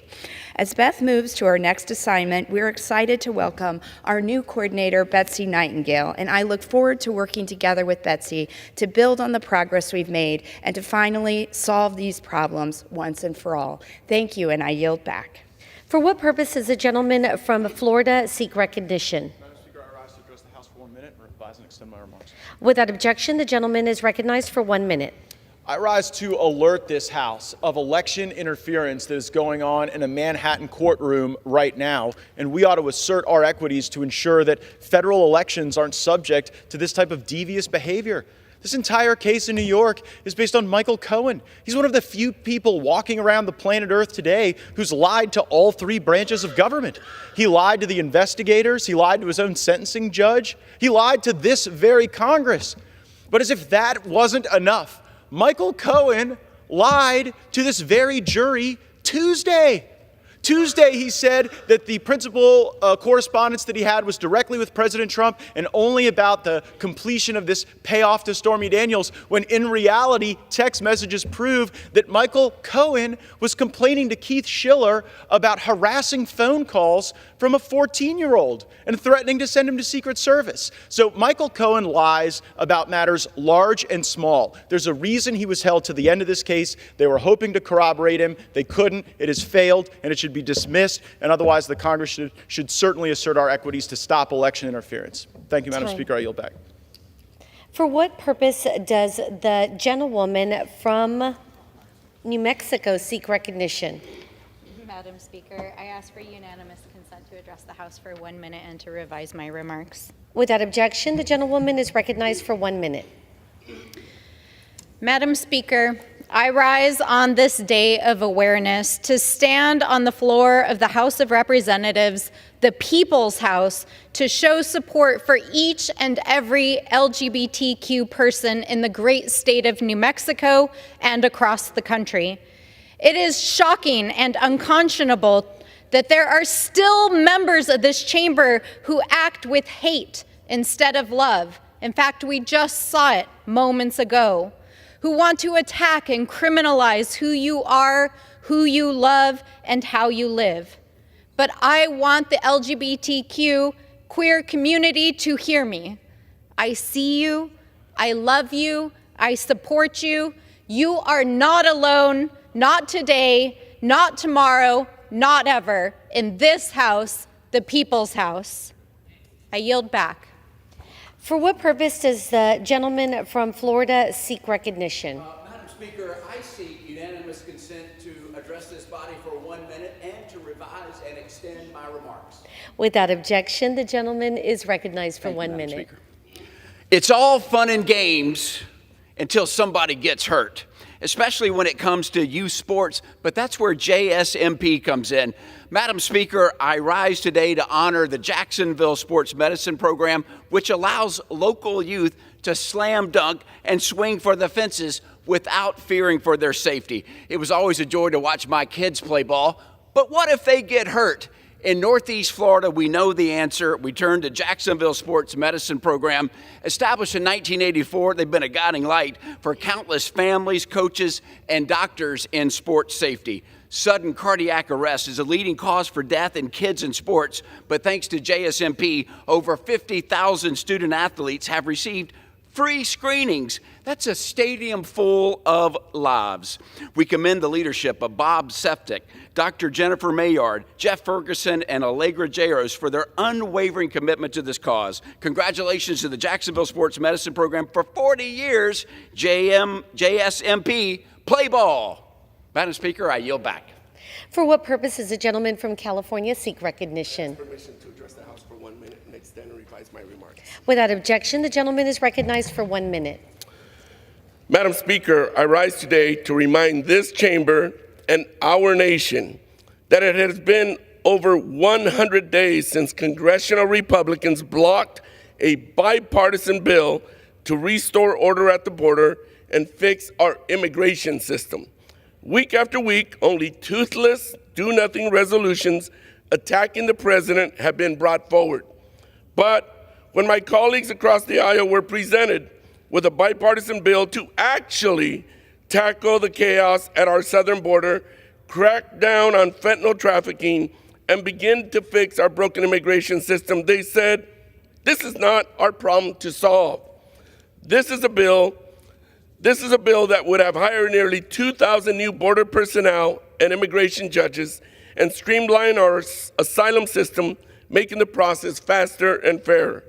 It would have funded new inspection machines that could have been screening for deadly fentanyl for the past 100 days. If only my Republican colleagues would have brought this bill up for a vote. Mr. Speaker, Madam Speaker, actions speak louder than words. 100 days is already too long to wait. Let's vote on this bill today. Madam Speaker, I yield back. For what purpose does the gentleman from Georgia seek recognition? Ask unanimous consent to address the House for 1 minute to revise and extend my remarks. Without objection, the gentleman is recognized for 1 minute. Madam Speaker, I rise today to remember and to honor the life of Robert Bob Merriman, who passed away on May 11th at the age of 69. Bob began his law enforcement career in Athens, Georgia in 1975, then moved to Chatham County Police Department in 1977, where he became a detective. He moved to the Chatham-Savannah Police Force in 2004 and retired as captain in 2007. Bob came out of retirement in 2013 to serve as a chief of police in Thunderbolt and retired 5 years later. Officer Merriman's skills as a detective led him to solve some of the toughest cases in his department. He was truly one of our finest. He was known for treating his victims and their families with great dignity and respect. Bob will continue to serve as a hero to many and will always be remembered for his compassion, his selflessness, and his bravery. Thank you, Madam Speaker, and I yield back. For what purpose does the gentleman from California seek recognition? Without objection, the gentleman is recognized for 1 minute. Our men and women wearing the badge experience life-threatening risks every day. As an emergency medicine physician, increasing access to both physical and mental health resources have been a priority of mine, which is why I have successfully advocated to increase funding to the Law Enforcement Mental Health and Wellness Act program fivefold to $10 million and am advocating to increase it to $12 million. This funding will improve the delivery of and access to mental health and wellness services for law enforcement. And in closing, I want to take a moment to recognize the names of the officers from my district who have made the ultimate sacrifice. Deputy Sheriff Brett Harris, Deputy Sheriff Anthony Joel Redondo, Police Officer Efren Coronel, Police Officer Jose Gilbert Vega, Police Officer Leslie Marie Zaremny, K-9 Sultan of the Riverside County Sheriff's Department. I also want to recognize their families for their immense service and sacrifice. And as we close National Police Week, I urge my colleagues to follow words with action that will improve the lives of fallen first responders' families. Thank you, and I yield back. For what purpose does the gentlewoman from Oregon seek recognition? I seek unanimous consent to address the House for 1 minute and to revise and extend my remarks. Without objection, the gentlewoman is recognized for 1 minute. Madam Speaker, I rise today to share a simple truth. Mental health care is health care. And we have to start treating it as such, because these challenges are more common than people may think. Several members of my own family have struggled with mental health challenges, so I know from personal experience how hard it is to watch the people you love suffer and not be able to help them.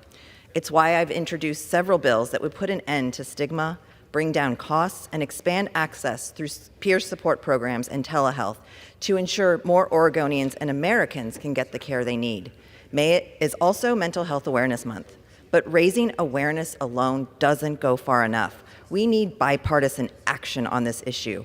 It's the only way we can put an end to the mental health issue, substance use crisis in America. As co-chair of the Mental Health Care Caucus, I'm working across the aisle to find consensus and get more policies passed that will actually help people who are struggling, people like my family members and probably yours too. I invite every single one of my colleagues, regardless of party affiliation, to join me in this fight. My door is always open, and I'm open to forging solutions together. I yield back. For what purpose does the gentleman from Illinois seek recognition? To address the House for 1 minute, to revise and extend. Without objection, the gentleman is recognized for 1 minute. Thank you, Madam Speaker. I rise to celebrate Dr. Rachel Mahmood, a fifth grade teacher at Georgetown Elementary School in Aurora, Illinois, and the 2024 Illinois Teacher of the Year. Dr. Mahmood's dedication to service, education, and equity has allowed her to make a lasting impact on the lives of her students, whether it be helping them succeed in their studies or achieve their extracurricular goals. She has also become an indispensable leader beyond the classroom, pioneering various cultural and social initiatives to create an inclusive environment where students can connect with their peers. As one administrator notes, she embodies the qualities of an exceptional educator and an inspiring leader. At the end of the 2023-24 school year, Dr. Mahmood will go on sabbatical, touring schools around the state of Illinois and sharing her valuable insights with fellow educators. Madam Speaker, I ask my colleagues to join me in congratulating Dr. Rachel Mahmood on being named Illinois Teacher of the Year and thank her for her commitment to improving education for young people in the Aurora community. I yield back. For what purpose does the gentleman from California seek recognition? Thank you, Madam Speaker. To address the House for 1 minute and revise and extend my remarks as necessary. Without objection, the gentleman is recognized for 1 minute. Great. Thank you, Madam Speaker. Today is the 100th anniversary of the Santa Cruz Beach Boardwalk's iconic roller coaster, the Giant Dipper. This amazing roller coaster opened on this day in 1924 and took only 47 days to construct, making it the fourth oldest roller coaster in the United States and one of the 10th oldest roller coasters in the world. Despite its age, it still packs a punch, starting off by racing through a pitch-black mine shaft of a tunnel, then popping outside and clinking and clacking up a steep incline. After reaching its peak point, the coaster plunges straight down and provides a ride that races up and down its wooden brace tracks, lifting you up and down out of your seats.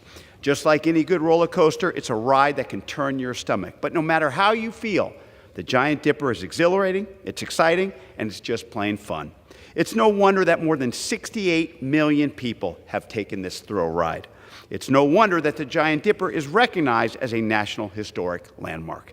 So happy 100th birthday to this famed roller coaster, and congratulations to the Santa Cruz Beach Boardwalk. I honor the Giant Dipper for providing a fun and exciting ride that's provided generations of families with fun and fulfilling memories. Thank you, Madam Speaker. I yield back.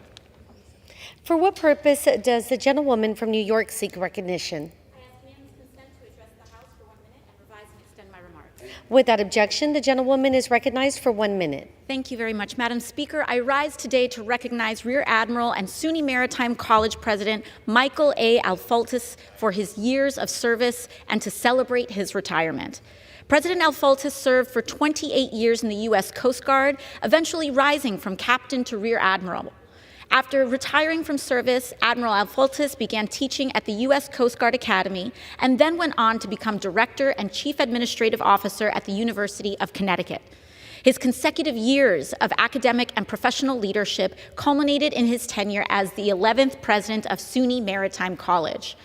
President Alfoltis' leadership has transformed SUNY Maritime and shaped the future of the maritime workforce. His tenure has been marked by significant achievements, including a $100 million investment in institutional organizations such as the Institute for Community Resiliency and Climate Adaptation and the establishment of the Center for Excellence for Offshore Energy.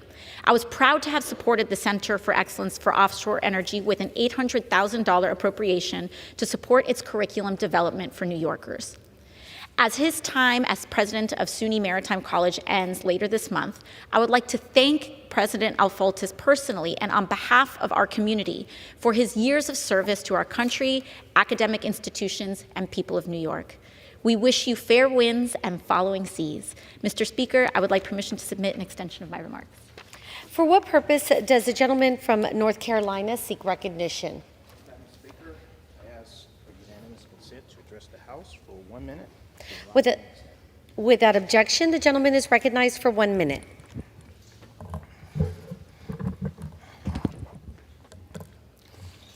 Madam Speaker, when insults, chaos, and name-calling become the norm, it takes courage to come together, to work together through our differences. America is facing significant challenges right here at home and around the world. I believe that the people of Eastern North Carolina sent me here to get things done.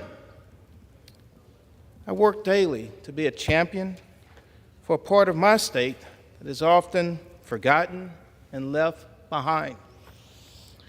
My grandmother raised me to look for the best in others because everyone is somebody. We must extend respect, we must extend dignity, we must extend civility to each other. It's better to cross bridges together as opposed to sending one of the greatest institutions on earth over a cliff.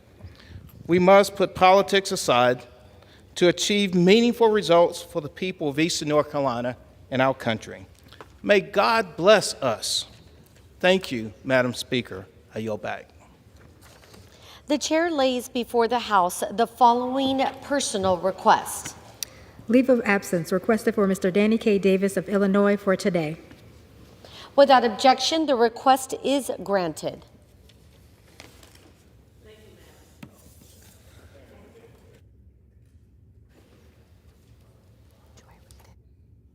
Under the Speaker's announced policy of January 9, 2023, the gentlewoman from Ohio, Ms. Beatty, is recognized for 60 minutes as the designee of the minority leader. Thank you so much, Madam Speaker.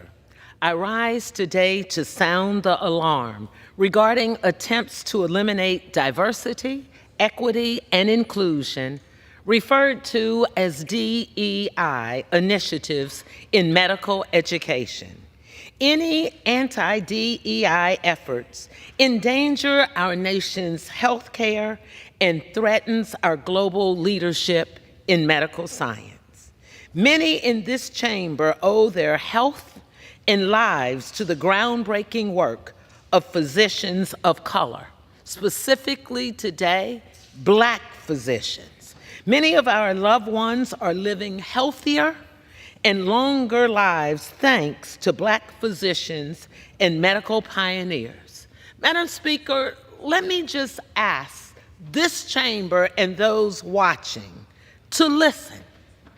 And then you be the judgment when I say to you, let's start with Dr. Kizzy Corbett, who led the development of the Moderna COVID vaccine.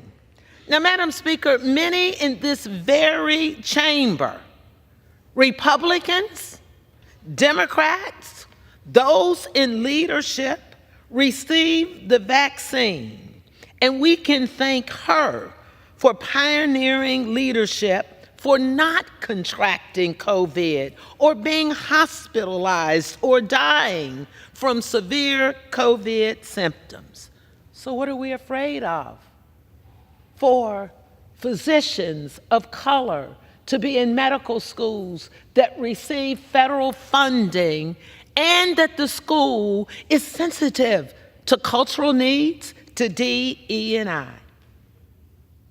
1 in 8 women in the United States will be diagnosed with breast cancer during her lifetime.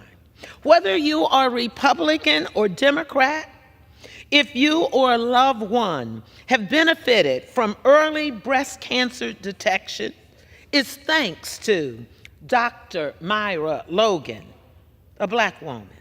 She developed early methods for breast cancer detection and treatment, along with new antibiotics. Others have benefited from advancement in chemotherapy because of Dr. Jane Wright, pioneered this vital cancer treatment in 1949 when it was still experimental. Madam Speaker, there are people in this chamber who have gone through chemotherapy.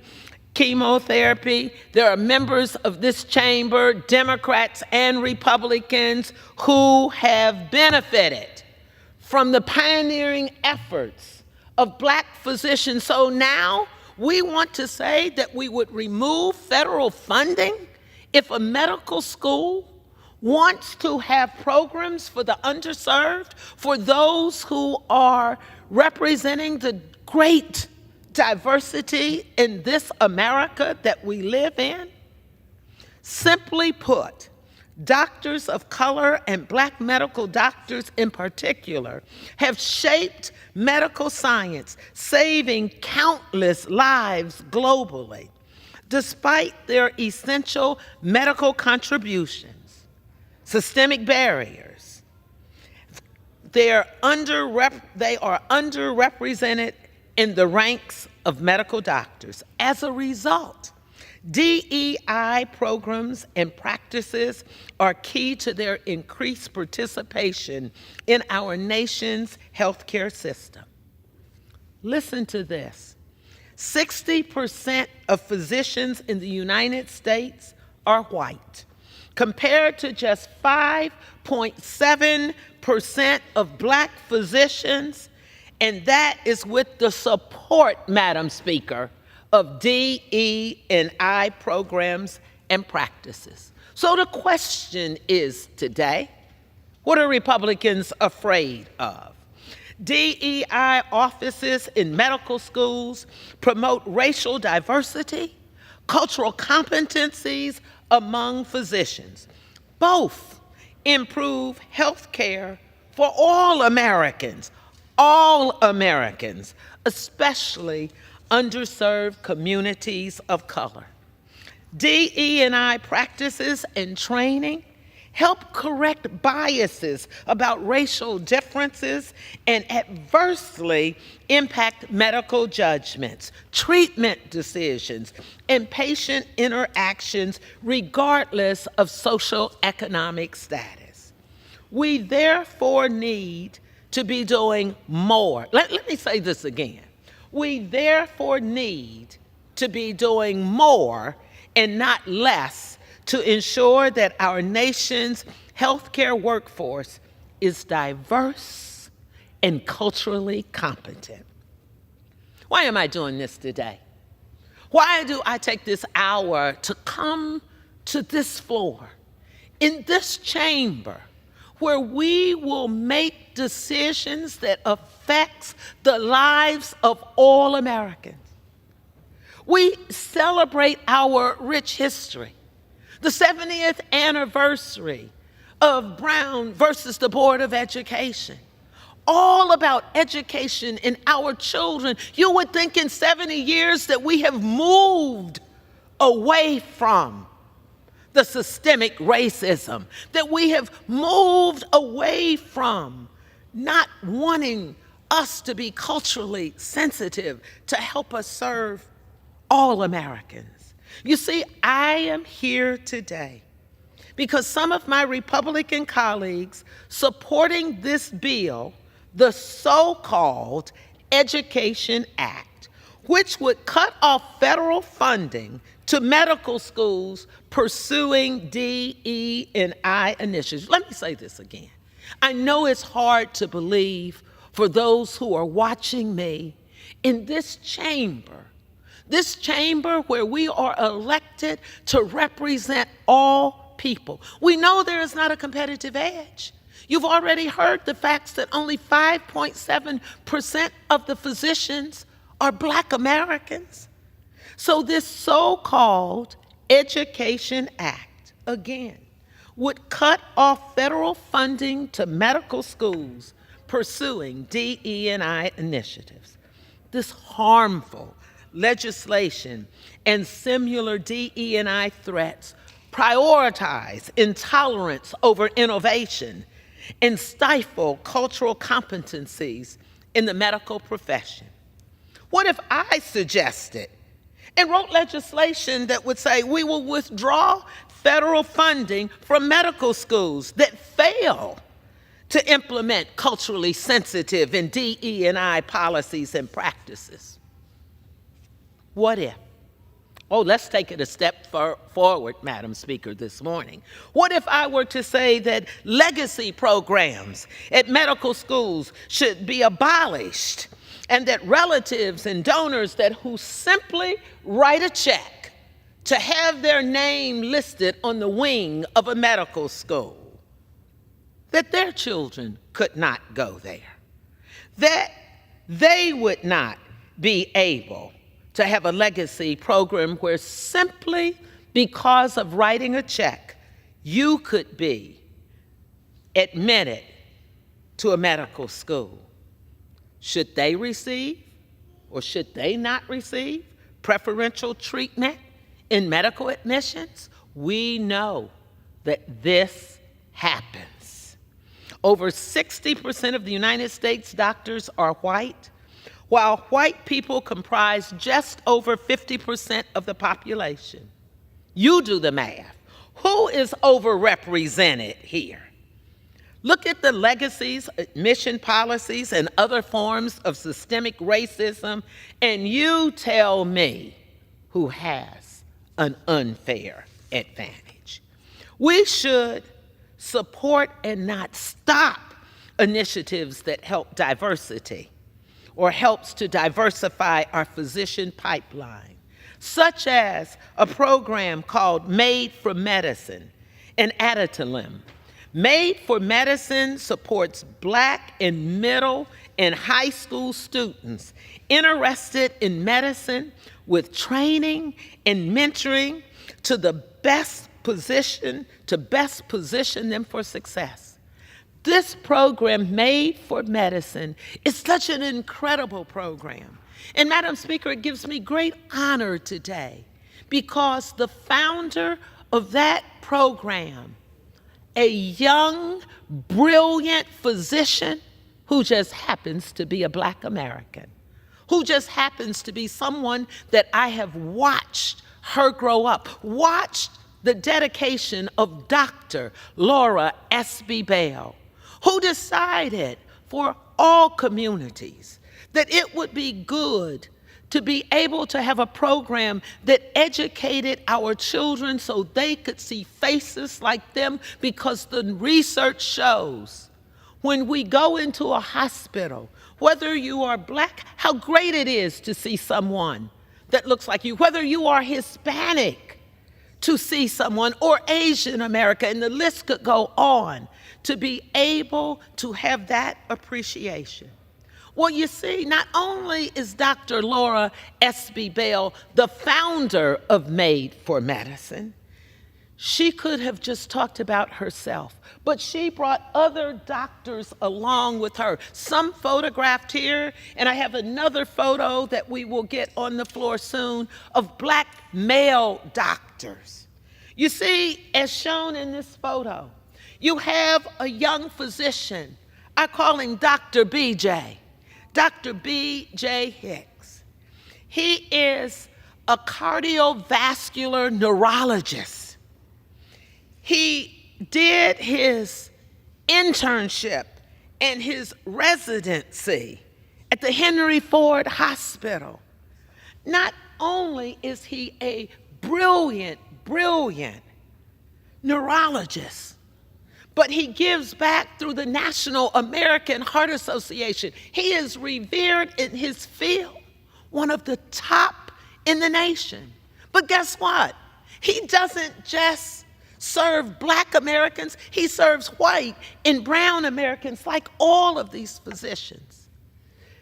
This brilliant Dr. B.J. Hicks comes from a family line of physicians.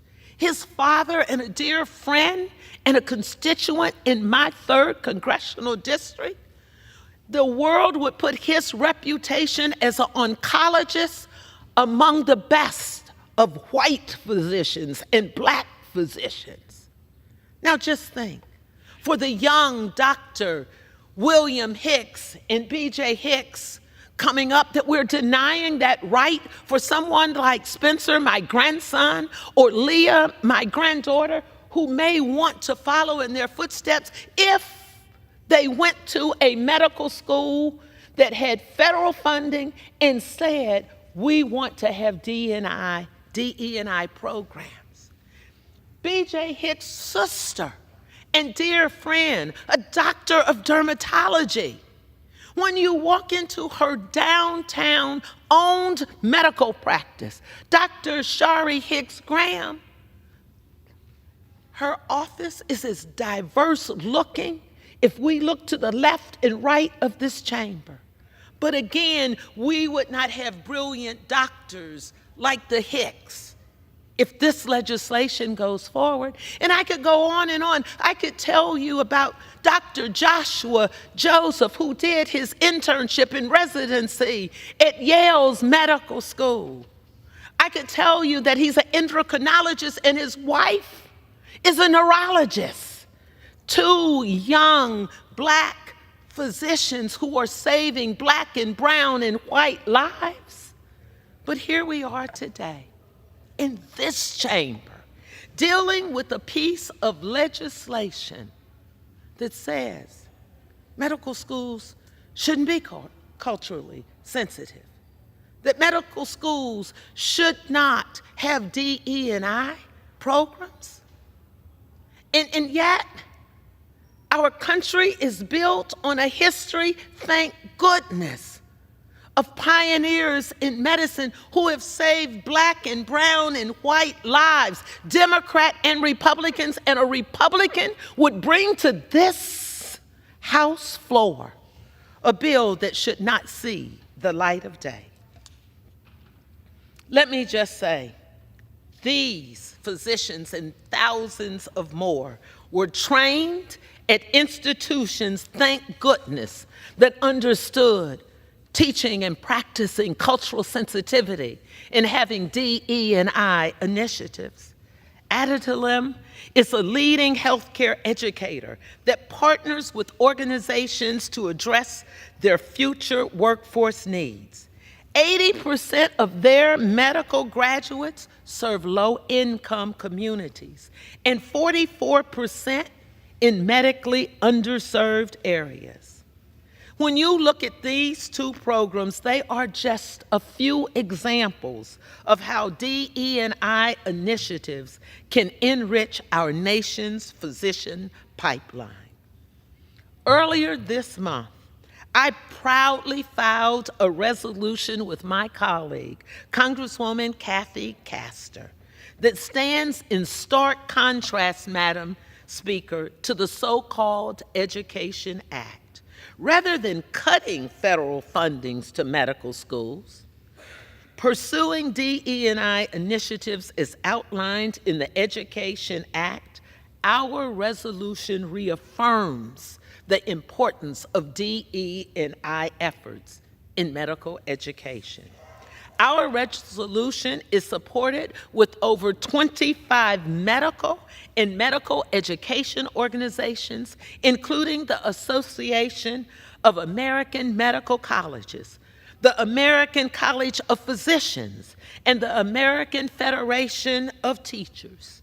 So make no mistake, the Education Act is yet another misguided Republican effort to diminish the quality of health care of all Americans, especially communities of color. Whether it is proposing a voucher-like system for Medicare, reducing the Affordable Care Act protections for individuals with pre-existing conditions, or attempting to substitute the ACA coverage for Medicaid recipients, Republicans continue to attack equitable, quality health care access. Meanwhile, my side of the aisle continued to work for accessibility and affordable health care by lowering the cost of prescription drugs. I mean, I could tell you how many people are diabetic and went to get their insulin and could not afford it. Madam Speaker, that's just not Black Americans, that's Black, brown, and white. Someone in this gallery today is diabetic. And when we were able for our seniors to lower that cost to $35 a month, we did not care whether they were Democrat or Republican, Black, brown, or white. It was about putting people over politics. It was about serving the wonderful America that I have the opportunity to serve. And so if it seems like I am passionate today, it is. I lost my late husband just a few years ago unexpectedly. But I am thankful that there were doctors there in his time of need, Black and white physicians. Yes, they went to medical schools that had federal funding. Yes, they understood our life, our culture, because they were sensitive to cultural and diversity issues. So all I am asking today of my colleagues is to just look at what's right for our children, for our families. Today we had 300 and some students in the 8th grade here in this chamber. A week ago, I had 200 and some 8th graders in this chamber and touring this wonderful institution. And Madam Speaker, do you know how proud I was to be able to tell them about the rich culture, the rich history, and how I am fighting for civility, and how I am fighting for us to work together in the days of Rosa Parks not being able to sit in that 7th row in the seat for colored women and colored men without being arrested?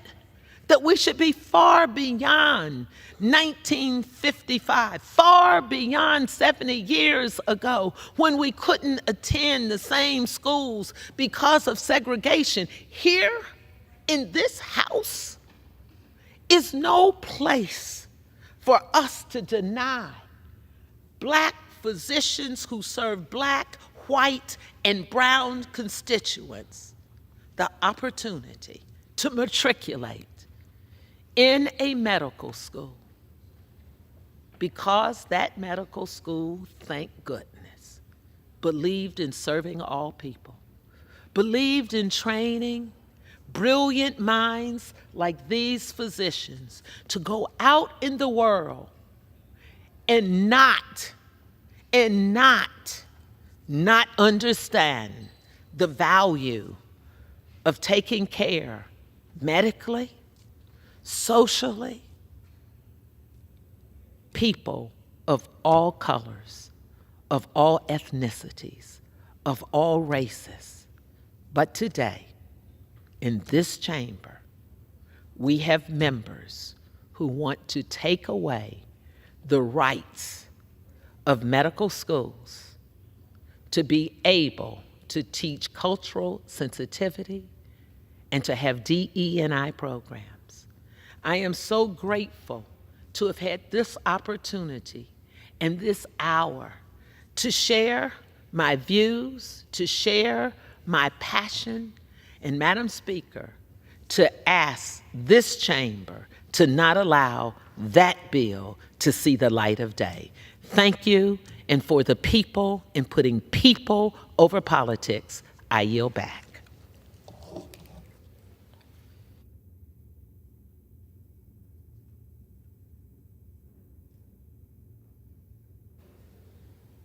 Does the gentlelady? Okay, yes. Thank you.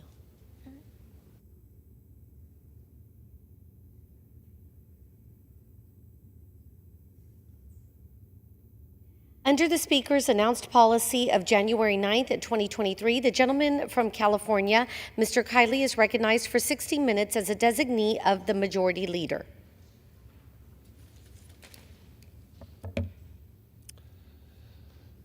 Madam Speaker, I'd like to share a remarkable moment from a committee hearing this week with Health and Human Services Secretary Javier Becerra. Mr. Becerra began his testimony by saying that we can now manage COVID like we do the flu. And so I asked Mr. Becerra, if that is true, then what about these 30 colleges and universities across the country that still have COVID-19 vaccine mandates? That is, they require students to get a vaccine in order to enroll, and they will expel students who do not comply with that mandate. I asked the Secretary, if it is true that we can now manage COVID like the flu, will you call on these 30 universities that right now, in May of 2024, still have COVID vaccine mandates? And the Secretary refused to do it. He is just fine with these institutions continuing to impose these exclusionary policies. Now, at this point in time, it is so beyond the pale to continue to have these mandates that I think it is important to specifically call out the universities that still have them. Of course, we now know there was never any public health justification for universities to have COVID vaccine mandates, and it certainly was not consistent with the values of our country or the values of higher education. But to still have them now is so beyond the pale, so utterly absurd, that I think we should recognize each and every university that still has them. There's Cal State University, Cal Poly Humboldt, CSU Dominguez Hills, CSU San Francisco State, Harvey Mudd College, Mount St. Mary's University, Pitzer College, Sonoma College, the University of San Francisco, Scripps College, Mitchell College, Trinity Washington University, Clark Atlanta University, Morehouse, Morris Brown College, Oglethorpe University, Spelman, Methodist College, Dillard University, Southern University System, Wellesley, Wayne State University, Franklin Pierce, Mount St. Vincent, Kenyon, Oberlin, Worcester, Reed, Bryn Mawr, Haverford, and Swarthmore. I'm calling on these 30 universities to end your COVID vaccine mandates immediately and to end your status as bastions of ignorance in American higher education.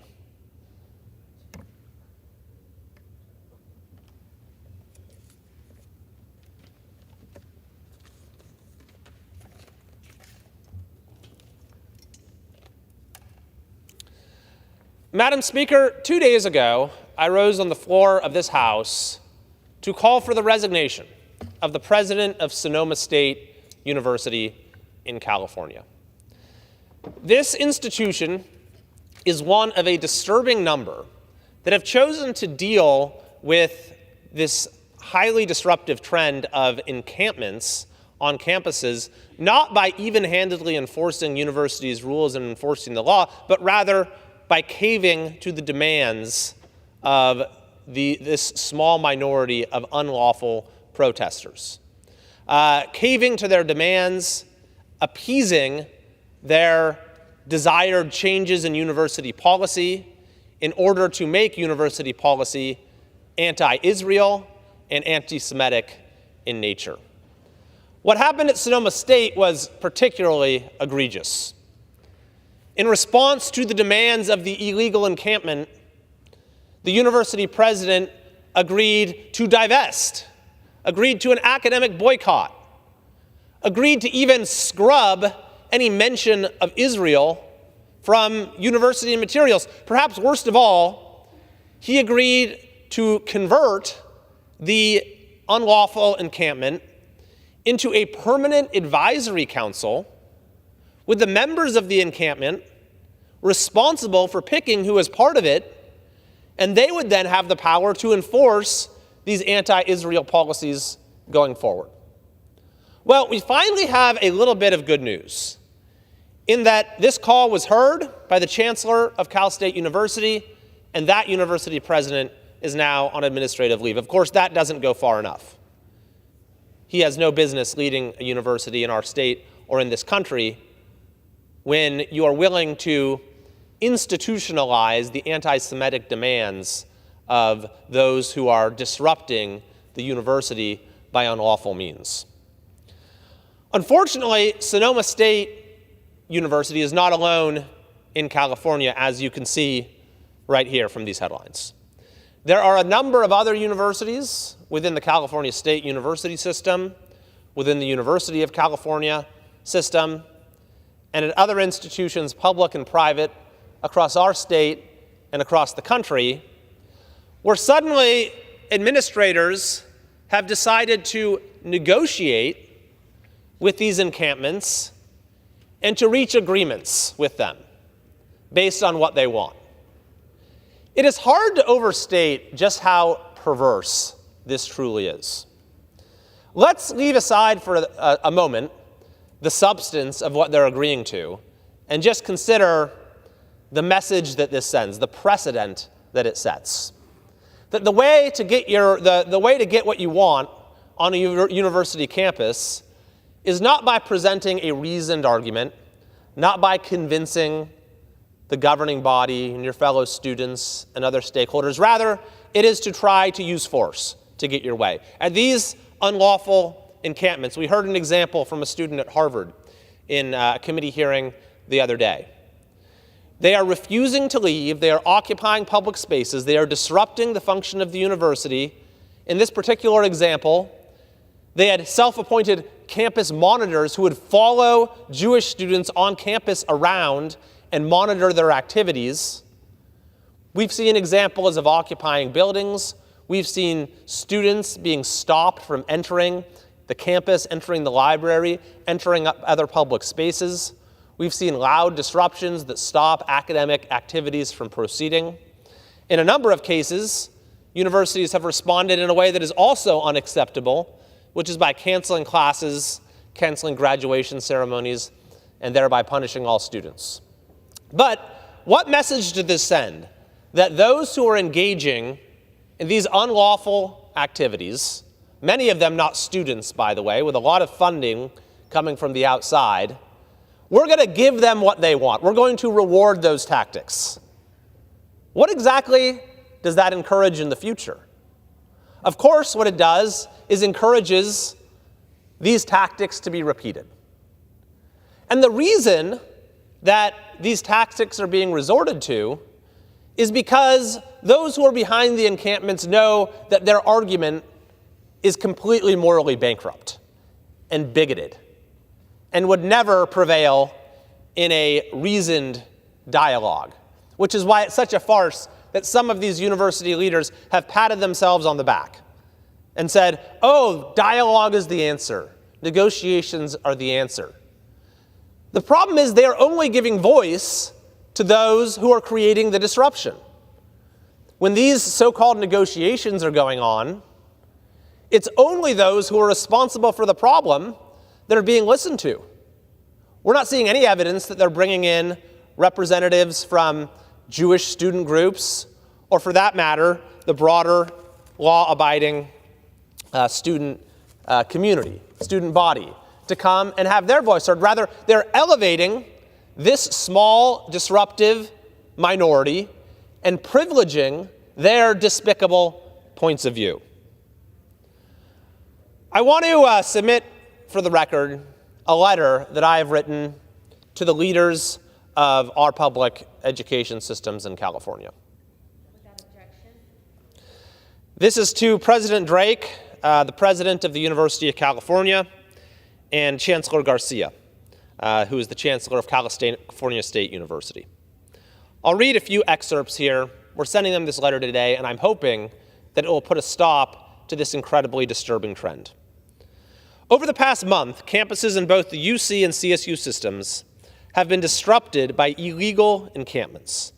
These encampments violate university rules, violate the law, and have given rise to other disruptive activities posing a threat to the safety, civil rights, and learning of students. Some UC and CSU campuses have responded by rewarding the perpetrators and incorporating their anti-Semitic demands into university policy. Specifically, a number have agreed to boycott, divest, and sanction programs, BDS, relating to Israel. Just this week, we saw Sonoma State's president agree to end all study abroad programs in Israel and divest from companies associated with Israel. President Lee even went so far as to promise to scrub university materials of references to Israel and to convert the illegal encampment into a permanent advisory council charged with enforcing the new anti-Israel policies.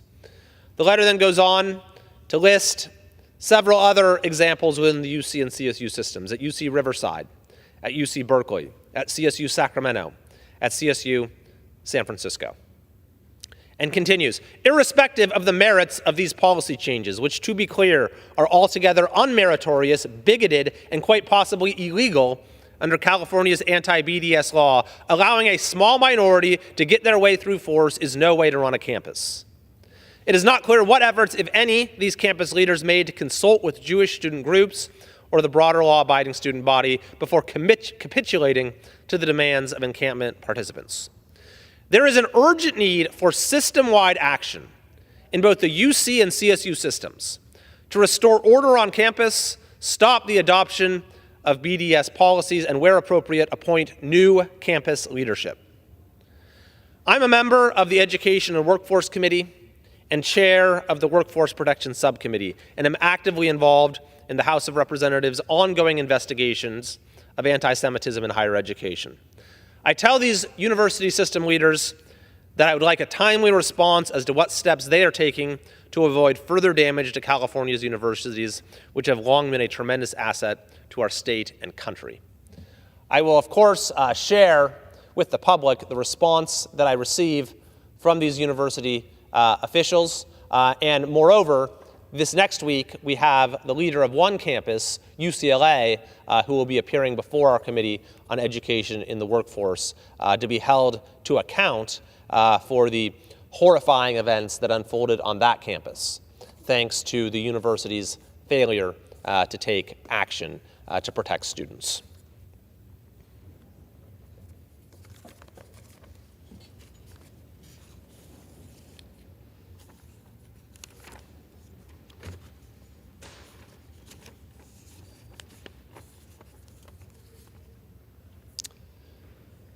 Madam Speaker, I would like to call the House's attention to an extremely concerning statement made by the Secretary of Health and Human Services, Javier Becerra, at a hearing this week.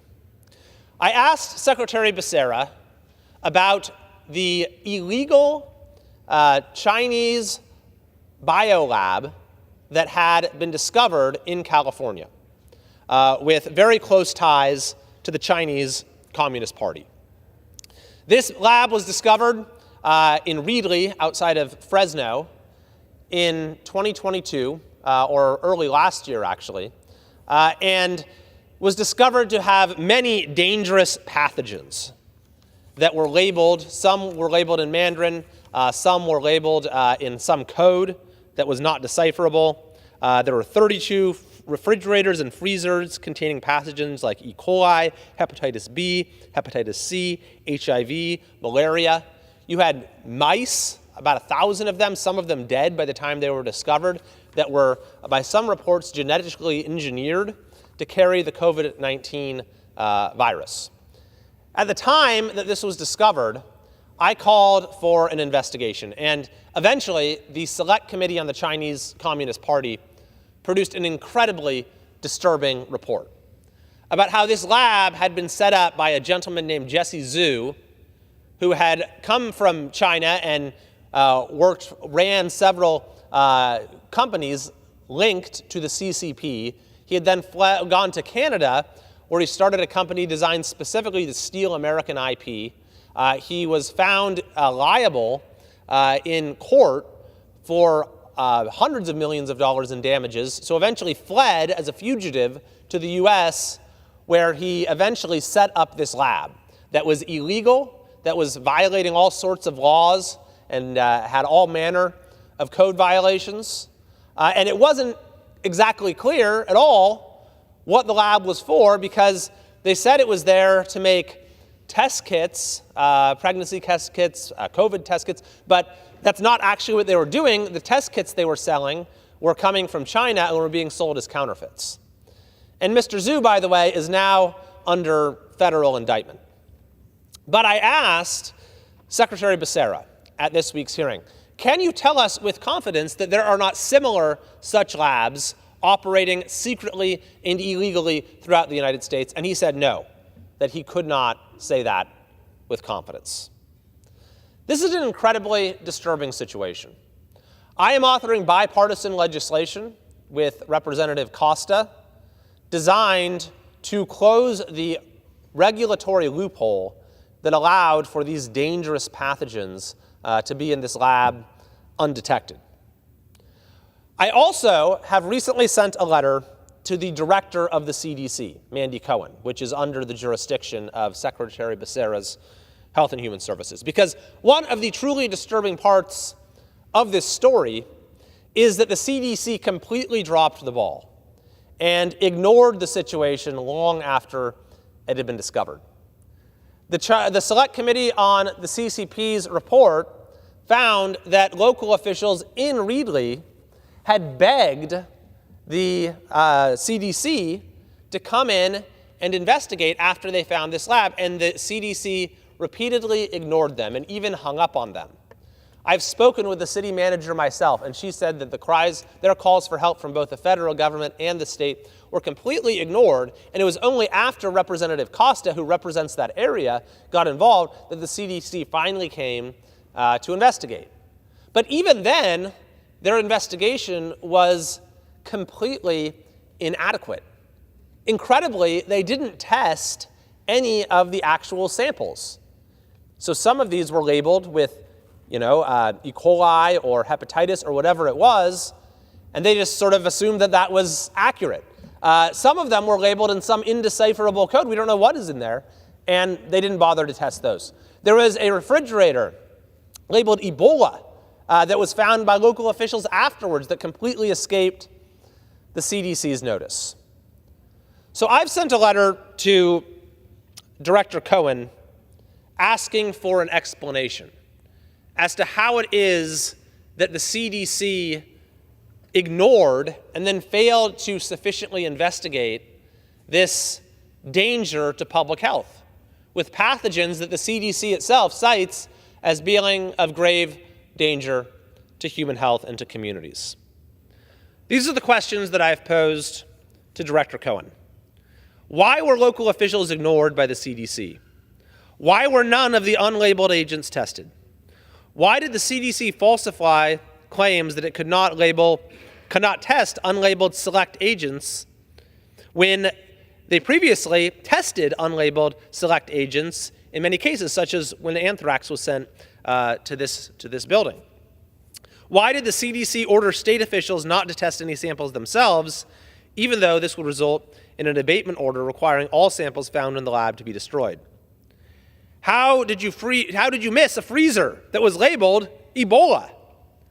How did this lab escape detection in the first place? What is the CDC doing to prevent future labs of the same nature from being built? What pathogen enforcement gaps allowed the illegal importation of deadly pathogens? What efforts are being made to crack the code that was used to label various vials on site? Is there any investigation into what the Ebola samples were being used for, since there's little market for Ebola tests, making a financial motive unlikely? Indeed, there is little apparent financial motive for the activities in the lab, given that the kits that they were selling were coming directly from China. And we also know that Mr. Zhu, who ran the lab, who put it there, who's now under federal indictment, was receiving regular payments from China while the lab was in operation. So I would ask the director for a timely response to these questions, and I'm also urging my colleagues in the House to pass my legislation with Representative Costa so that we can do everything possible to get to the level where we have the confidence that Secretary Becerra, now by his own admission, lacks, and to say that there are no other CCP-linked illegal biolabs operating in this country.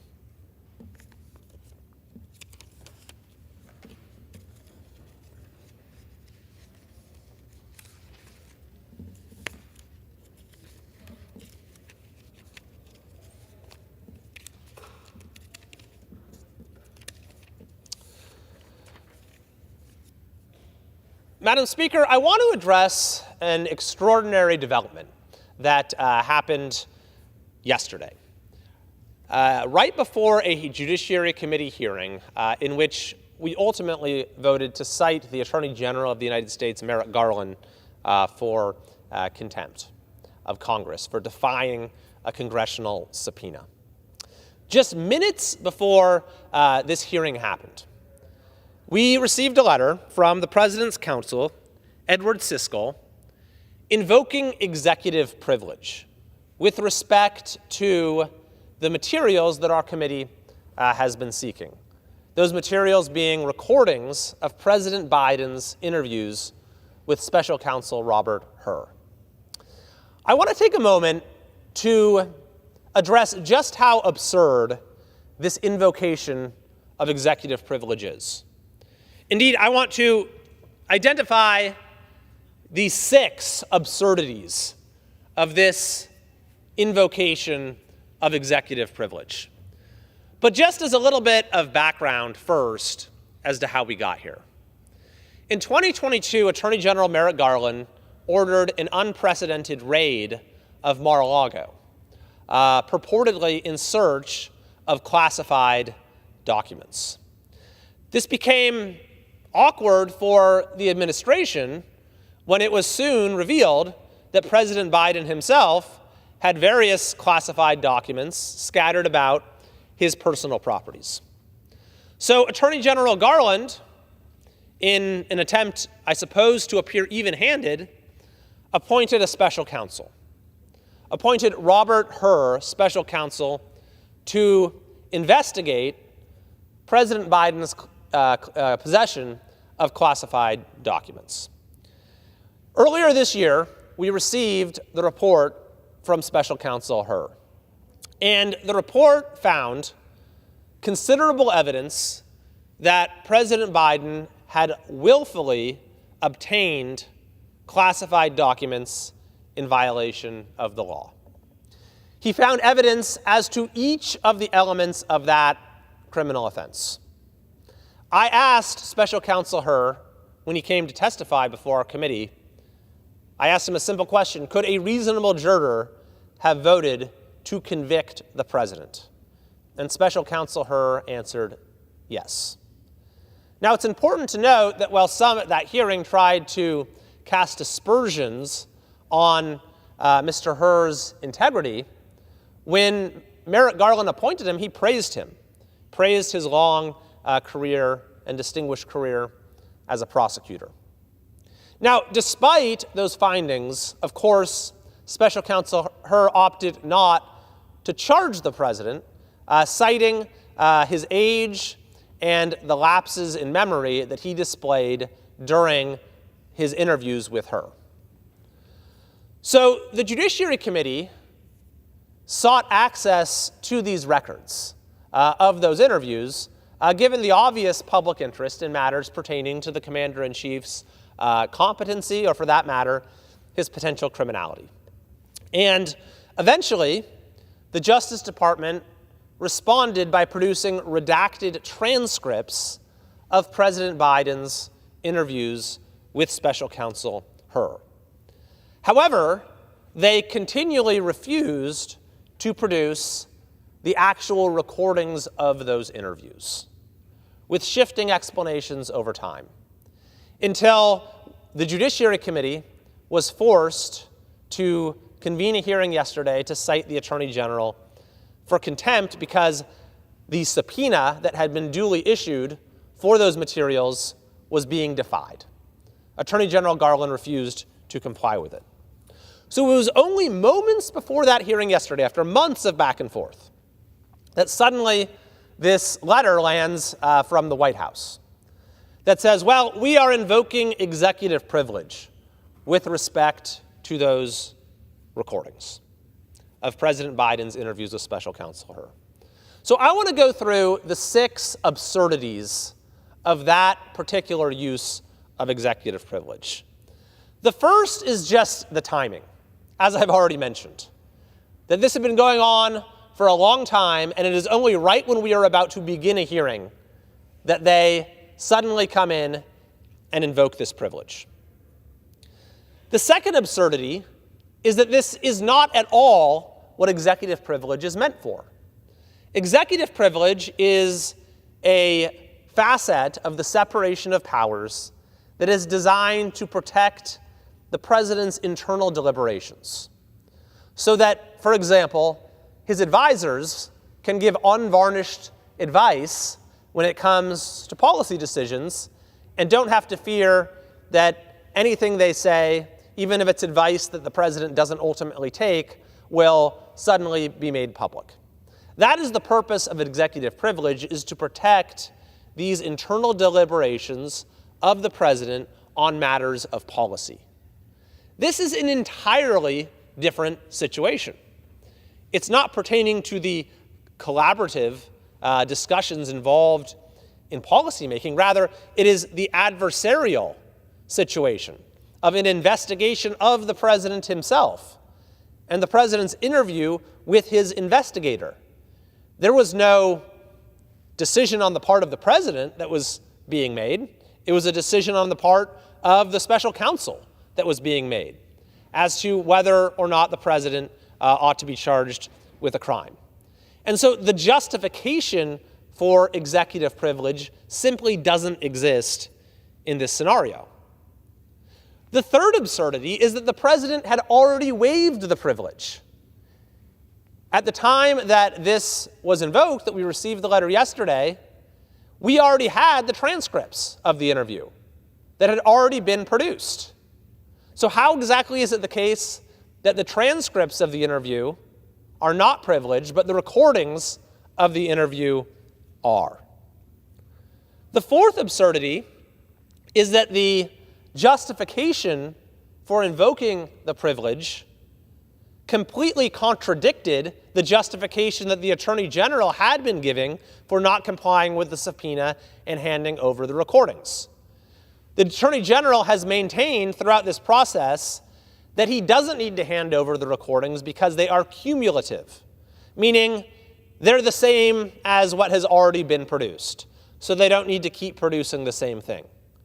But now we have the president's counsel coming in and saying that no, they're actually different. They're so different, the transcripts versus the recordings, that one is not privileged and the other is. The fifth absurdity of this letter from the president's counsel is that it explicitly cites a political motivation for invoking the privilege. The president's counsel, Edward Siskel, states a fear that the recordings will be used, quote, for potential political gain.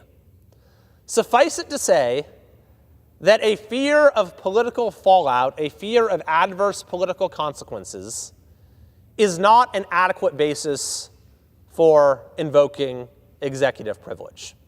Now, of course, the letter tries to couch it a little differently.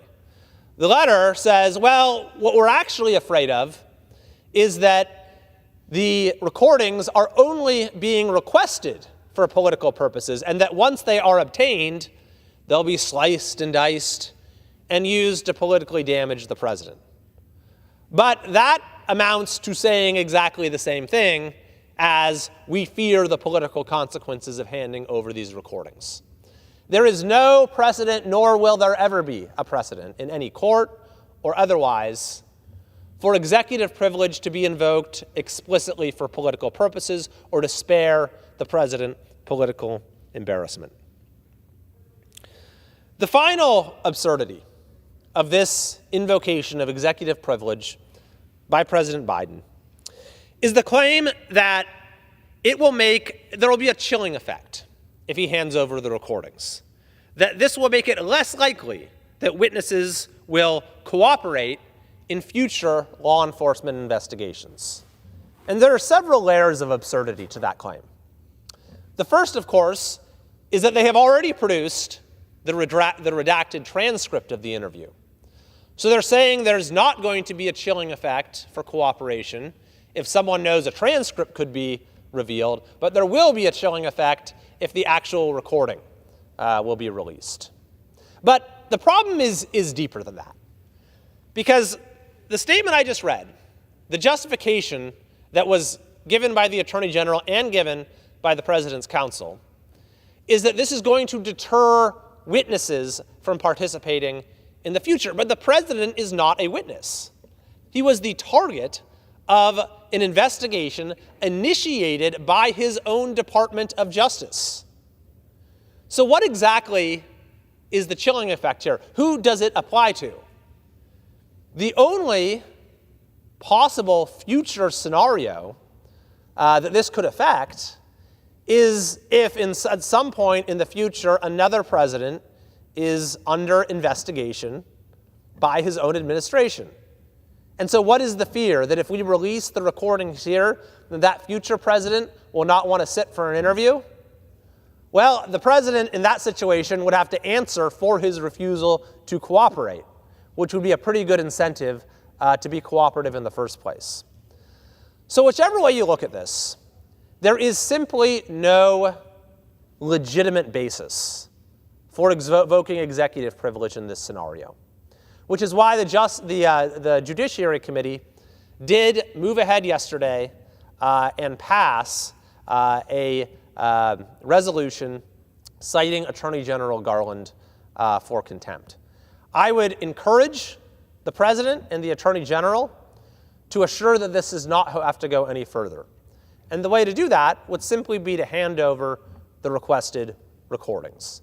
Let the American people see them for themselves. Truly, the President should never be in a position where he deprives the public of information of this kind, and especially when it pertains to vital matters of his competency and culpability with respect to the matters being investigated. This is a clear case of the public's right to know, and so I would encourage the administration to do the right thing here, albeit very belatedly. I would now like to move on, Madam Speaker, to recognize some truly outstanding individuals in my district.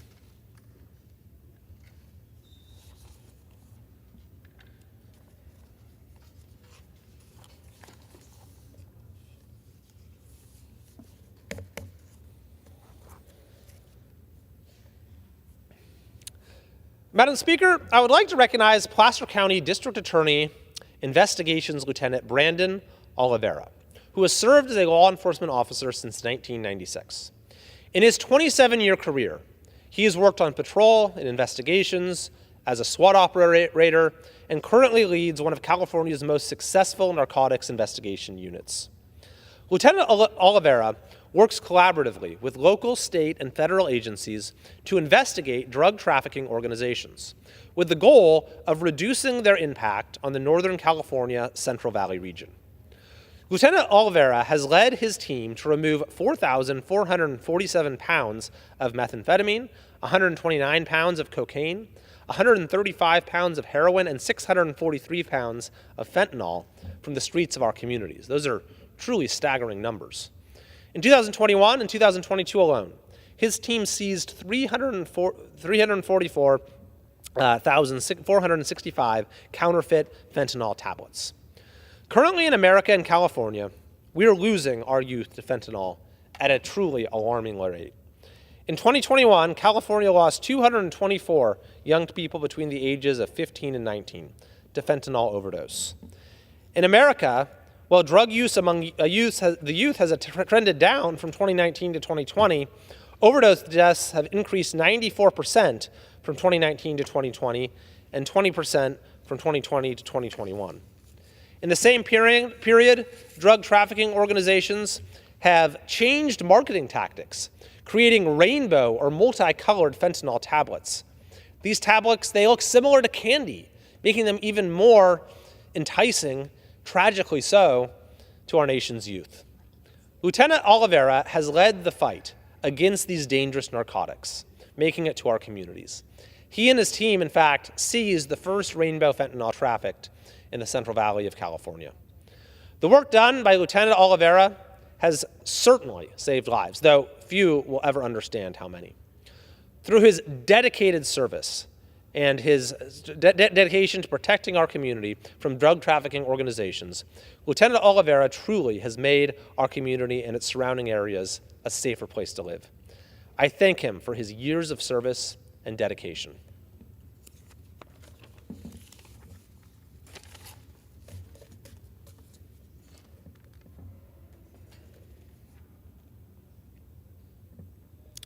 Madam Speaker, I wish to take a moment to recognize an outstanding educator, Mr. Kellen Worth in California's 3rd Congressional District.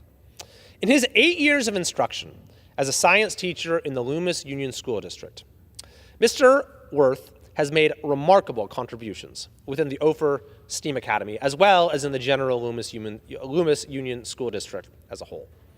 Kellen's tireless efforts have resulted in significant academic achievements, as demonstrated through his 5E lesson model, a hands-on approach to engage collaboration and critical thinking. Moreover, Kellen's reach spans well beyond the classroom, as he takes on various roles like leading science camps and innovation programs, showcasing his true commitment in instilling a sense of wonder and passion in his students. Alongside these achievements, Kellen is also serving on the curriculum team and coaching multiple sports, exemplifying his holistic dedication in serving students. On behalf of the United States House of Representatives, I am honored to recognize educator Kellen Worth for his years of hard work in our schools.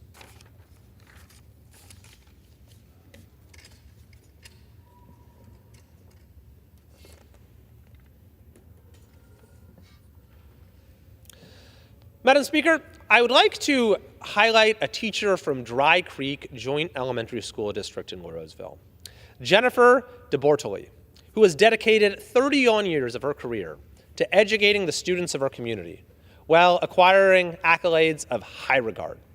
Jennifer DeBortoli is a distinguished educator and exceptional leader who contributes significantly to her school and district. She has a passion for writing and leads the Area 3 writing program at her school, as well as spearheading Spark the Fire Committee, fostering a love for literature with students. She also mentors new team members by offering valuable insights into lesson planning, guided reading, and GLAD strategies. Jennifer's impact extends beyond her immediate school, as she conducts district-wide staff development and has become a sought-after resource for teachers looking to bring writing to life for their students. I commend Mrs. DeBortoli for exuding an immense level of passion and commitment to student success, which has no doubt redounded to the benefit of many, many young people in our community.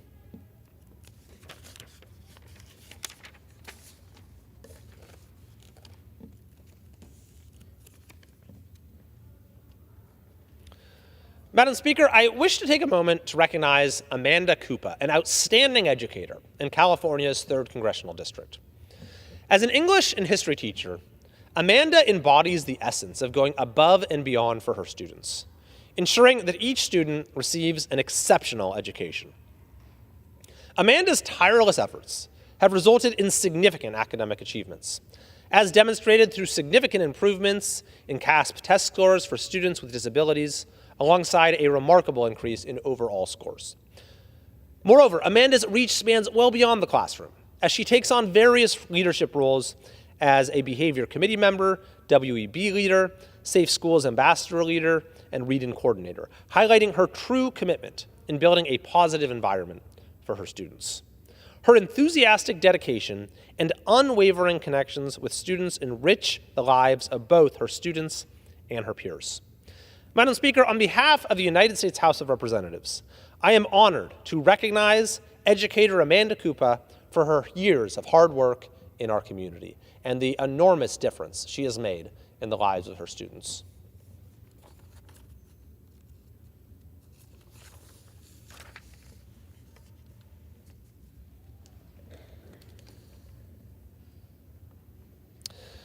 Madam Speaker, I wish to take a moment to recognize an outstanding educator of California's 3rd Congressional District. The communities I represent offer both outstanding public and private school education to our students, due in large part to the dedication, sacrifice, and hard work of our community's teachers. I'd like to recognize Julie Ferguson, a dedicated 3rd grade teacher from the Roseville City School District at Brown Elementary School. Julie began her teaching journey in 1998 and has continued to influence and better the youth of our district for the last 26 years. Mrs. Ferguson has been a dedicated master teacher to countless student teachers. She participates in all professional development with a student first focus, and she's written numerous grants to help obtain resources, giving her the ability to provide better experiences and opportunities for her students. Julie Ferguson is the definition of a teacher leader and will be serving as RTA co-president this upcoming year. I would like to thank her for being a faithful, positive, and thoughtful educator, contributing to the development of our community's students. So, Madam Speaker, it is an honor on behalf of the United States House of Representatives to recognize Julie Ferguson for her outstanding contributions as an educator in California's 3rd Congressional District. She is making, and will continue to make, I know, an enormous difference in the lives of her students. Thank you, and I yield back. Yields back.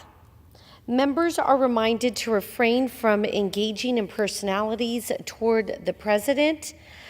Under the Speaker's announced policy of January 9th, 2023, the chair recognizes the gentleman from Texas, Mr. Green, for 30 minutes. Thank you, Madam Speaker. Madam Speaker, and still I rise. I am honored to have this preeminent privilege to speak on the floor, if you will, or in the chamber of the House of Representatives. It is a unique experience to be here. I never take it for granted, and I always appreciate the leadership for affording me the opportunity to speak. So I rise today as a person of color, a person who understands the need for Brown versus the Board of Education.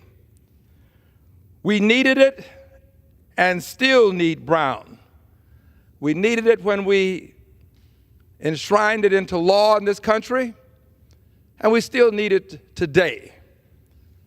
This is the day that marks the 70th anniversary of Brown versus the Board of Education, a lawsuit that has impacted the lives of all Americans, but has had a greater impact, I believe, on persons of color, because it eliminated the notion that we could have separate but equal institutions in the country, especially in the area of education. Yes, we still need Brown versus the Board of Education. There is an article in today's USA Today. It is styled, "Segregation is Still Alive and Well." 70 years after Brown, funding drives the divide. Segregation is still alive and well. Mr. Speaker, I'd like to explain why we needed Brown before delving a little bit more into this topic of funding. We needed Brown because of 335 years of slavery, convict leasing, and lawful segregation. 335 years. Started on August 20th of 1619, when the White Lion, a ship, docked at a place called Point Comfort, near what we now call Norfolk, Virginia. When the White Lion docked, it had some 20 persons of African ancestry. These 20 persons were traded to the colonies, the persons who were here to form the colonies, if you will. They were traded. They became the first enslaved persons to be introduced into what would become the United States of America. These 20 persons marked the beginning of something that still haunts the United States of America. and that is invidious discrimination.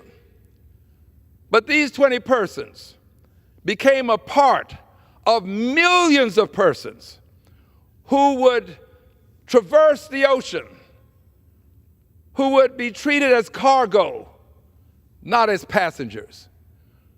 Persons who would be raped, robbed, murdered, incarcerated.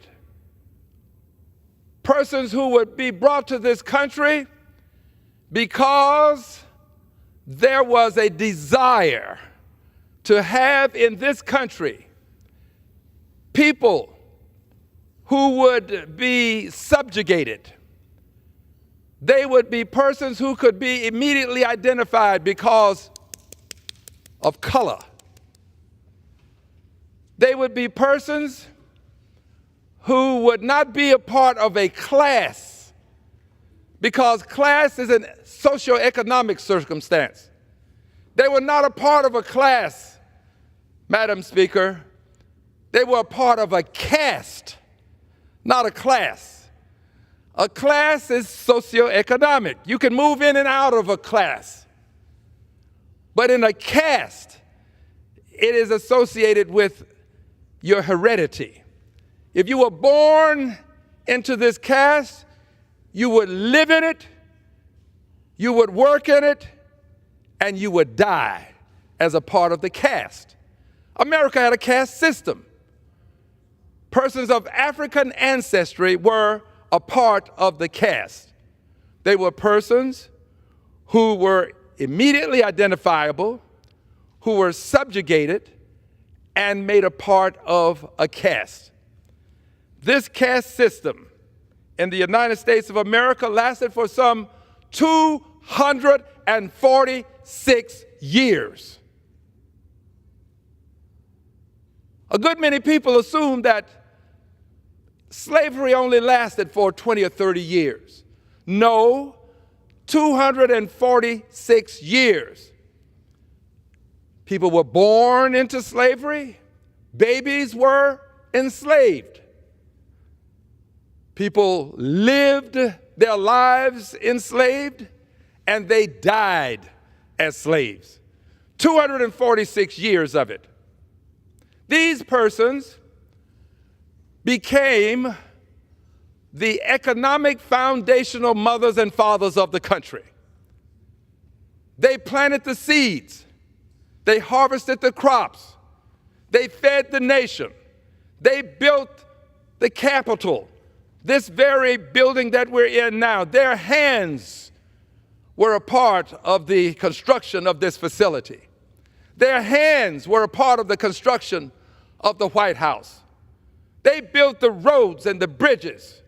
They were the economic foundation of mothers and fathers, and every person in the United States of America is standing on their shoulders. And yes, they have not been respected. They have not been respected since they were brought to this country. They have not been respected while they were here in the institution known as slavery. And it moved from slavery to an institution called convict leasing. This is where persons who were charged with violating what were called black codes, they were charged with some offense, could be a minor offense. And after having been charged, they would be leased to some plantation. And they would work on this plantation in Houston, Texas, just off of outside of Houston, a place called Sugarland, Texas. We have a grave site with 95 bodies in it. They're called the Sugarland 95. These were persons, human beings, people who were leased and died as convict leasees, or persons who were leased. Convicts who were leased. It's a shame that the story of America contains these facts, but it's the truth. And we ought not be ashamed to tell the truth, because we get to and we are able to communicate fairly and properly with each other. and span the chasms that divide us. So these convict leases, persons who were leased, convict lessees is what I would call them for now, persons who were leased, this lasts for 76 years. 76 years of convict leasing. 246 years of slavery, followed by 76 years of convict leasing. I'm making the point for why we needed Brown versus the Board of Education for those who may be tuning in a bit late. We needed Brown versus the Board of Education because of the 246 years of slavery and 76 years of convict leasing. But it didn't end there. It did not end with the convict leasing. We suffered nearly 100 years of lawful segregation. Lawful segregation, wherein persons of color were separated. Persons of color had to go to the back door in this country. In my lifetime, I was relegated to going to the back door, where persons had to drink from separate water fountains. In my lifetime, I have been forced to drink from a colored water fountain, and I might add a filthy water fountain. They were never maintained to the same extent that white water fountains were maintained. Persons of color were required to sit in the back of buses. In my lifetime, I've sat in the back of a bus. The laws that were enshrined in the Constitution to protect me and give me equality under the law, as explained and extolled in the 14th Amendment, my friends and neighbors took those rights away from me. They denied me those rights. The Constitution said they were there for me, but my friends and neighbors decided they would deny me those rights. So I know what segregation is about. I have lived it. Yes, we needed Brown versus the Board of Education then, and we still need it now. Segregation for nearly 100 years, 246 years of slavery, 76 years of convict leasing, and nearly 100 years of lawful segregation. We needed Brown versus the Board of Education.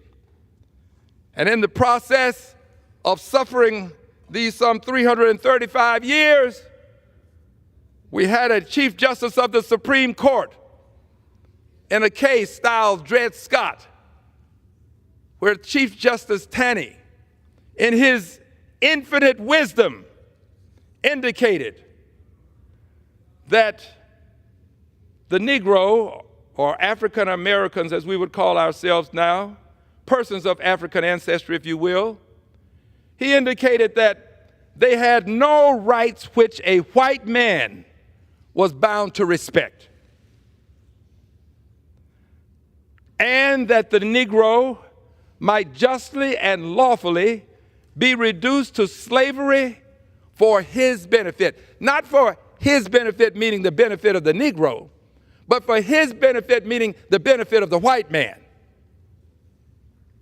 That's what the Chief Justice of the Supreme Court said. Might be interesting to note that most scholars conclude that this is one of the worst decisions ever made by the Supreme Court of the United States of America. Yes, we needed Brown versus the Board of Education. But for some quirks in history, we might not have the same decision that Chief Justice Warren arrived at. We might not have it. But for some quirks in history, I want to talk about a couple of these quirks in history.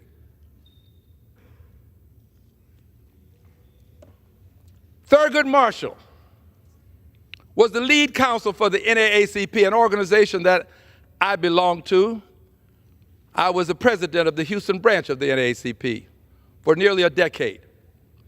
Thurgood Marshall, the lead counsel for the NAACP, when he decided to go to law school, he tried to get into the University of Maryland. He couldn't get in. He then decided to go to Howard University. At Howard University, he had the superlative pleasure of meeting a man who introduced him to a concept. And that concept was use the Constitution to right these wrongs associated with segregation. That's my paraphrasing of it. That concept was something that he would take to the courts. So I believe that but for the University of Maryland, Thurgood Marshall may not have developed the philosophy that he did. And in a strange sort of way, I have to say thank God for the University of Maryland, because had he gone there, he may have developed a different philosophy, and as such would not have taken the case to the Supreme Court as he did. Thurgood Marshall won many cases before the Supreme Court, but not one of them surpassed what he was capable, what he did with Brown versus the Board of Education. So Thurgood Marshall takes the case to the Supreme Court. But when the case gets to the Supreme Court, the justice who was there at the time was a person that was unable to pull the court together to get a decision by June of 1953. Because he could not do so, the case was then to be reheard in December of 1953. Between that time, the June date and the December date, the Chief Justice died. And then it became the duty of President Eisenhower to appoint another Chief Justice to the Supreme Court. President Eisenhower looked to California. There in California was a governor who is unique in history for many ways. But this one I find worthy of mentioning. He ran for governor as a Democrat and as a Republican. Imagine trying to do that today. Was elected governor. Ran on the Democratic ticket and the Republican ticket. Never happened today. We are so divided here that we would not, neither party would tolerate it. The divide is so evident. The public wants us to span the chasm. We can't span the chasm because the public is divided. Same people who want members of Congress to compromise don't want to see compromise on the issues that are important to them. Compromise is about give and take. Compromise is not winner take all, my way or the highway. The public itself has to understand that you are part of the reason there's a divide. But back to the case, Brown versus the Board of Education. So Chief Justice Warren becoming Chief Justice by virtue of President Eisenhower having appointed him as such. President Eisenhower thought he did the country a great service when he appointed him. But he later said it was one of his greatest mistakes. He said he made two mistakes, and they were both on the Supreme Court. And that one of those was Chief Justice Warren. Because it was Chief Justice Warren who pulled the court together. It was Chief Justice Warren who was able to get a unanimous decision in the Brown case. I don't know that anybody else could have done it. He was a unique personality. He understood the politics of the judiciary. He was a governor.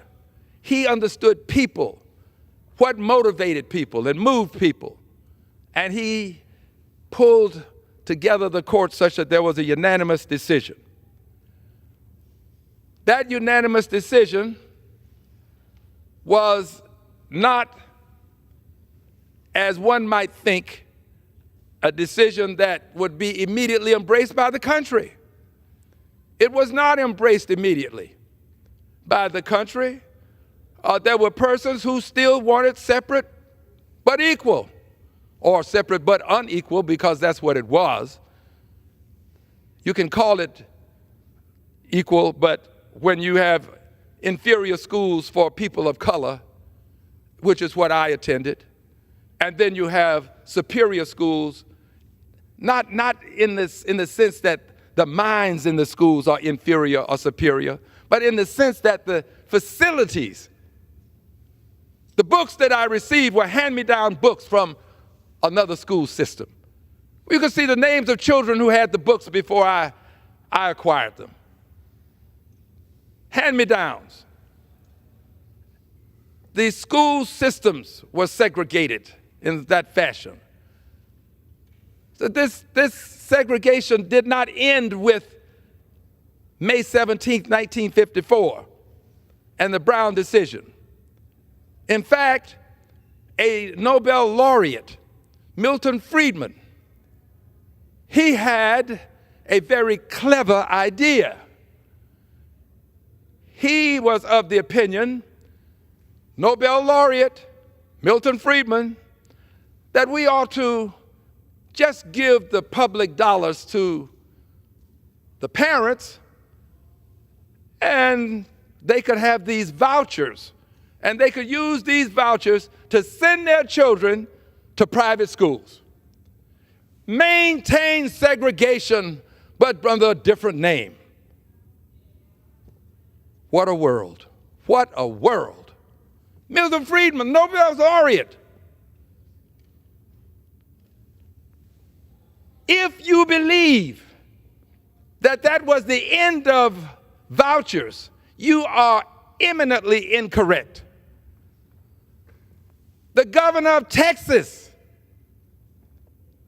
is still pushing for vouchers, still wants to take public dollars and give them to parents and let them take their children and put their children in private schools.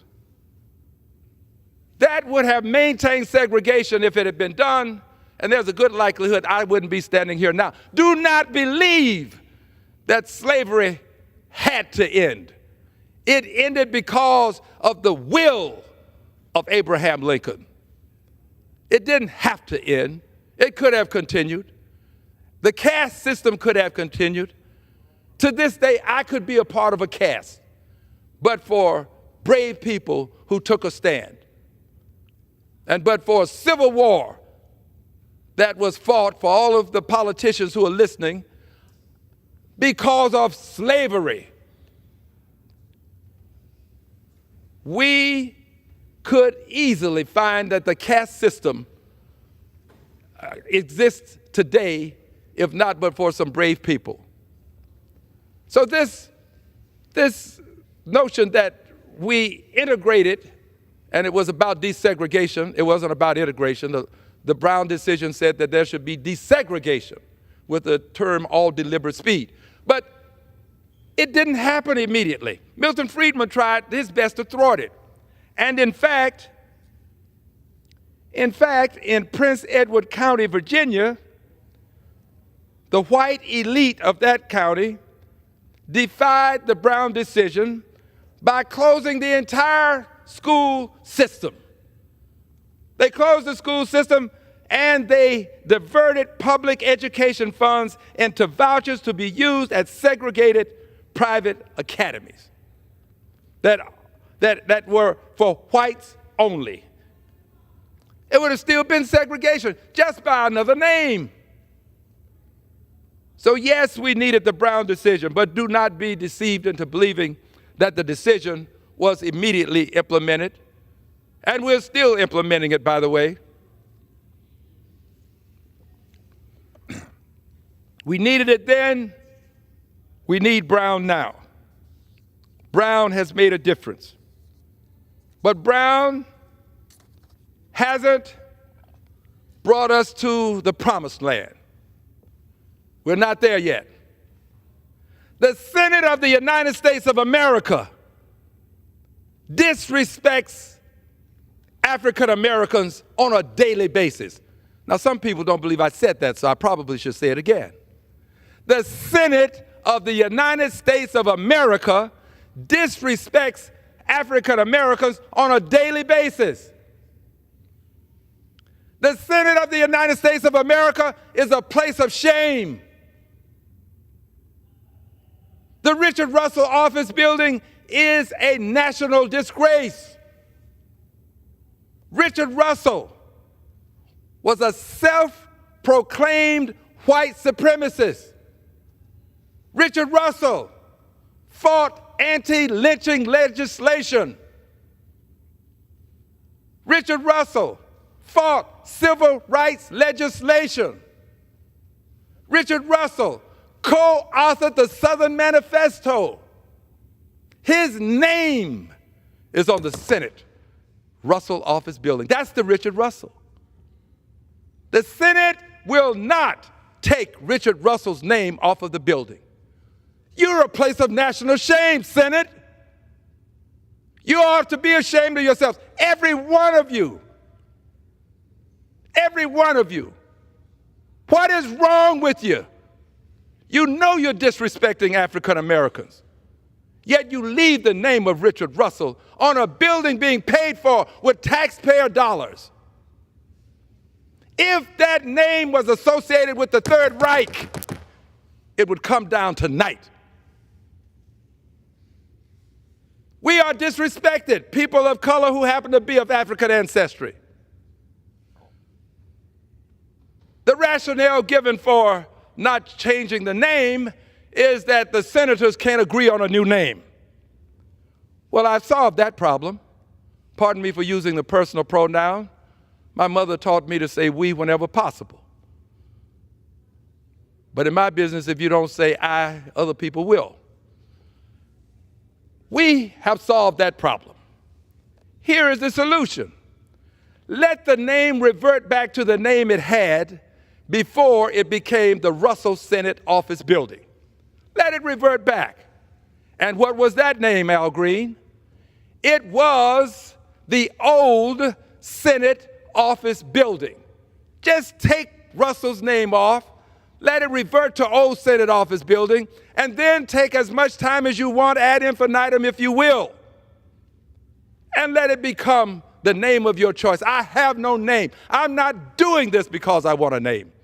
I'm doing this and saying this because it is not just the right thing to do, it's the righteous thing to do. His name needs to come off of that building. So Brown versus the Board of Education didn't bring us to the promised land. We still have problems here in the Congress of the United States of America. And this one is so obvious. It's intuitively obvious to the most casual observer. The name ought to come off. And I will say to every senator, you ought to be ashamed. You've made the Senate a place of national shame. And by the way, the news media ought to be equally ashamed. Because in the rotunda where Richard Russell's statue is, you've got the news media right there, above Richard Russell. He has a rotunda devoted to him. And above him is CNN, MSNBC, Fox. You ought to be ashamed, all of you. You're perpetuating this. It's been perpetrated by the Senate, and you're perpetuating it. Well, Al, you'll probably not get back on those stations or networks again.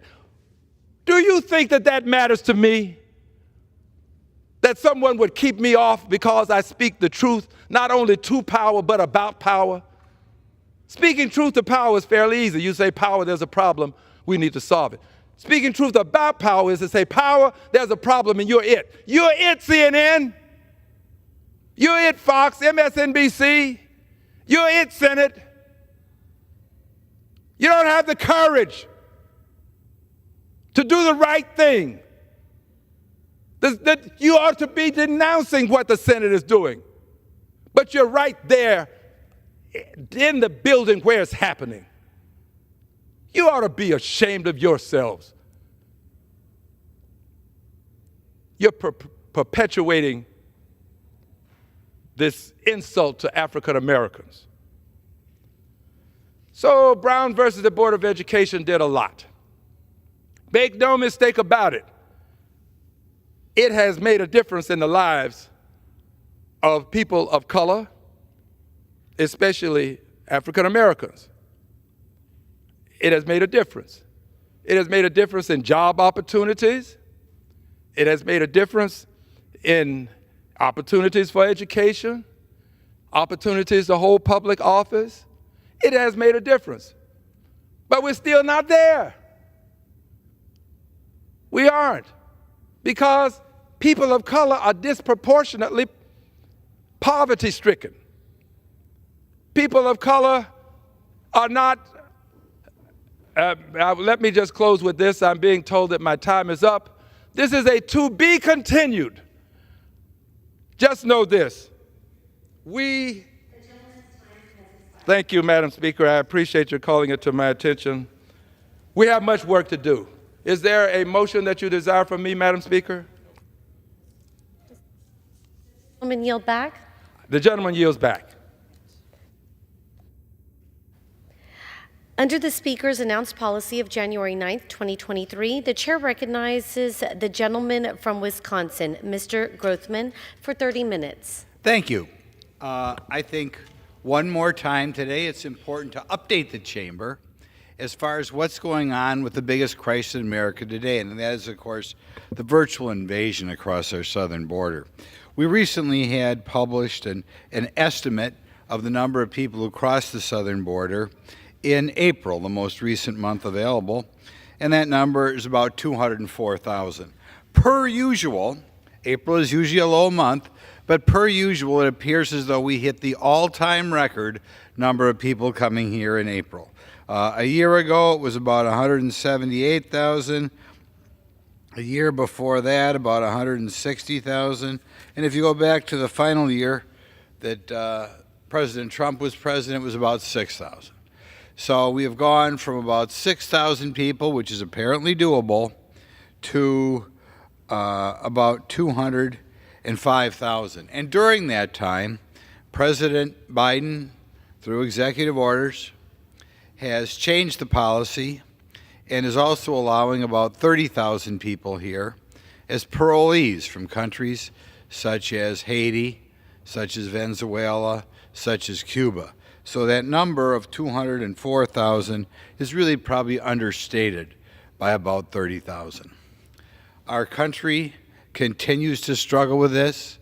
It is very expensive, although that's not the biggest problem, be it schools, be it medical care. Even in my district, when I talk to people who have tried to put together free clinics, used to getting Medicaid payments, that sort of thing, they find, one of them told me even a majority of people they're having to take care of, in essence charity, are people who are here, what some people would describe as illegal immigrants. And I assume that the number of illegal immigrants who are unaccompanied minors continues to be a concern. We have about 6,000 of the 205,000 unaccompanied minors. We heard testimony about this recently, but we still do not know exactly where all these folks are. We don't know if they are living with a so-called relative, whether we are consistently giving DNA tests to see whether it really is a relative. We know that the New York Times published articles that guess that there are tens of thousands of unaccompanied minors not accounted for. It would be very easy to solve this problem. You reinstitute the stay in Mexico policy. You get a parole, and by the way, with parole, you get automatic, what we'd refer to as welfare benefits. As soon as you come here, you get rid of these programs, and this drive to change America would change almost overnight. We can never forget that Barack Obama, living in the greatest country in the world, the United States, during his term, felt that one of his goals would be to fundamentally change America. And when you change the people in America, how they're brought up, how they think about things, you will fundamentally change America. The greatest country in the history of the world. The only reason you continue to let, as far as I can see, about 250,000 people coming here every month is because you do want to change it and want it to be different. So I call upon President Biden to return to the stay in Mexico policy, and I think primarily by doing that, you could get that 250,000 figure back down around 20 or 10,000 almost overnight. But again, the takeaway for this body and for the American public should be one more time in April, and we should never get bored of saying it, it appears one more time in April, we hit the all-time high for an April of the number of people crossing into our nation. What I thought was the biggest crisis in the country when I became a congressman, now I guess I'd have to say it's second to the border, is the continued assault on marriage and the breakdown of the family. When I talk to people in my district, they know something's wrong. In some ways, America is different than the America they knew in the 1990s, the 1970s, the 1960s. And you ask them what the change is, they frequently say the number one change is the breakdown of the American family. The end of the old-fashioned mother and father and children at home as we slowly increase the number of children who are born without a father in the household. And of course, this is a problem. Two ways: it's a problem for the children by every metric. They'd be better off if they had a mom and dad at home. It's also a problem for the men in society, as usually men get their self-worth out of supporting their family. And as we have more and more families in which is an immigrant, in my district tells me, in America or some communities, the woman marries the government. And because we have a situation of which we're encouraging the woman to marry the government, we have a situation in which the men are no longer have their, what is for most men, their most important function in life, and that is supporting their wife and supporting their children. So now we have to see what is being done. I want to point out, by the way, that this is not a coincidence. When I talk to people around my district and say, why do you think this family is breaking down? Maybe they shrug their shoulders and say America's less religious or something.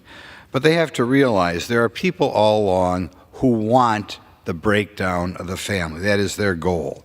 In 1848, Karl Marx, who is still read and still respected in some circles, wrote about the need to abolish the family in the Communist Manifesto.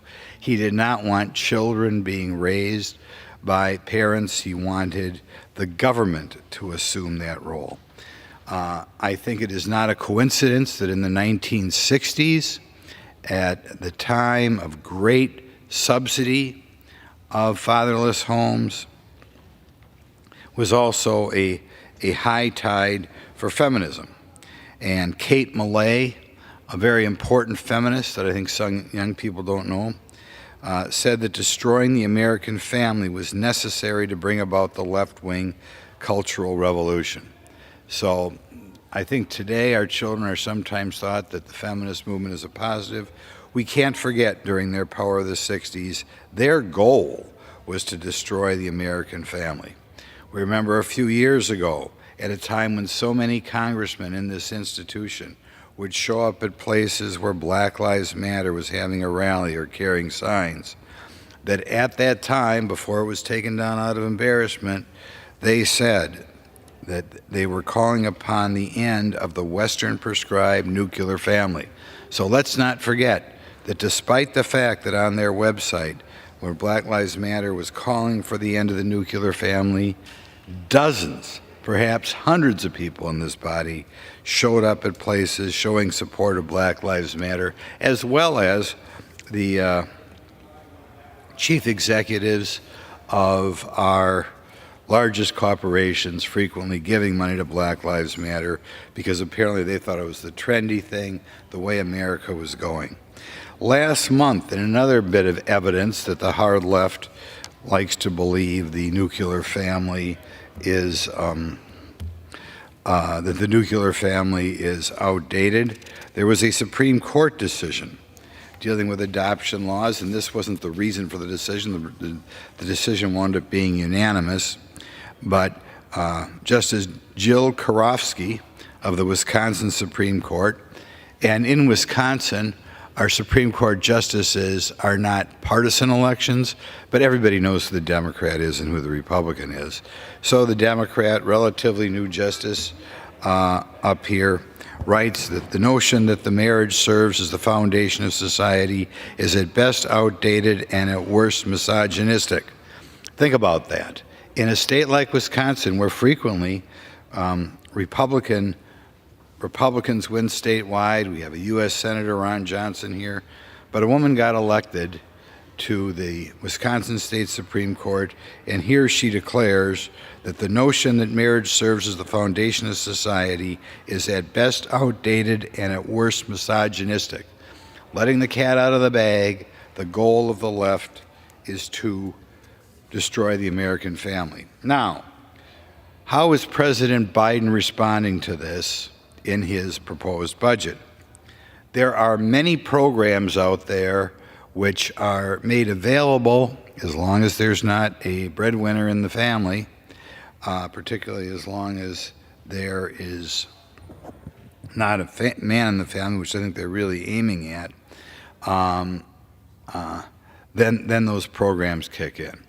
And some of these programs are, it appears to me, increased in this budget, which in other words, further pushes for financial reasons, getting the men out of the household. President Biden tries to increase more low-income housing, frequently available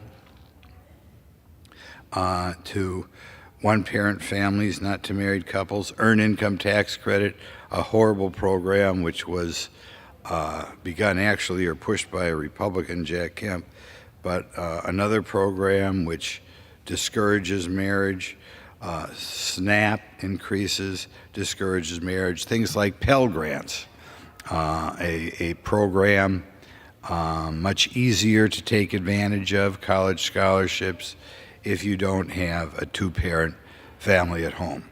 It's very disappointing that President Biden has decided to put all this money into programs designed, I think, to assist primarily fatherless homes, but we have to stand up as a Congress and say, no, we are no longer going to push one lifestyle over another. It would be a good thing if we went back to a time where the government was not so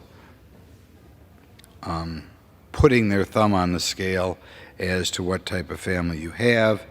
And I hope that my Republican colleagues in the appropriation committees, when they see the increase in these programs, make sure that they don't come about, but in fact do the opposite, that they turn around and begin to work our way back to the 80s, the 70s, the 60s, the 50s, where we did not punish parents for getting married. I want to, on that Pell Grant thing, recount an anecdote I've talked about before.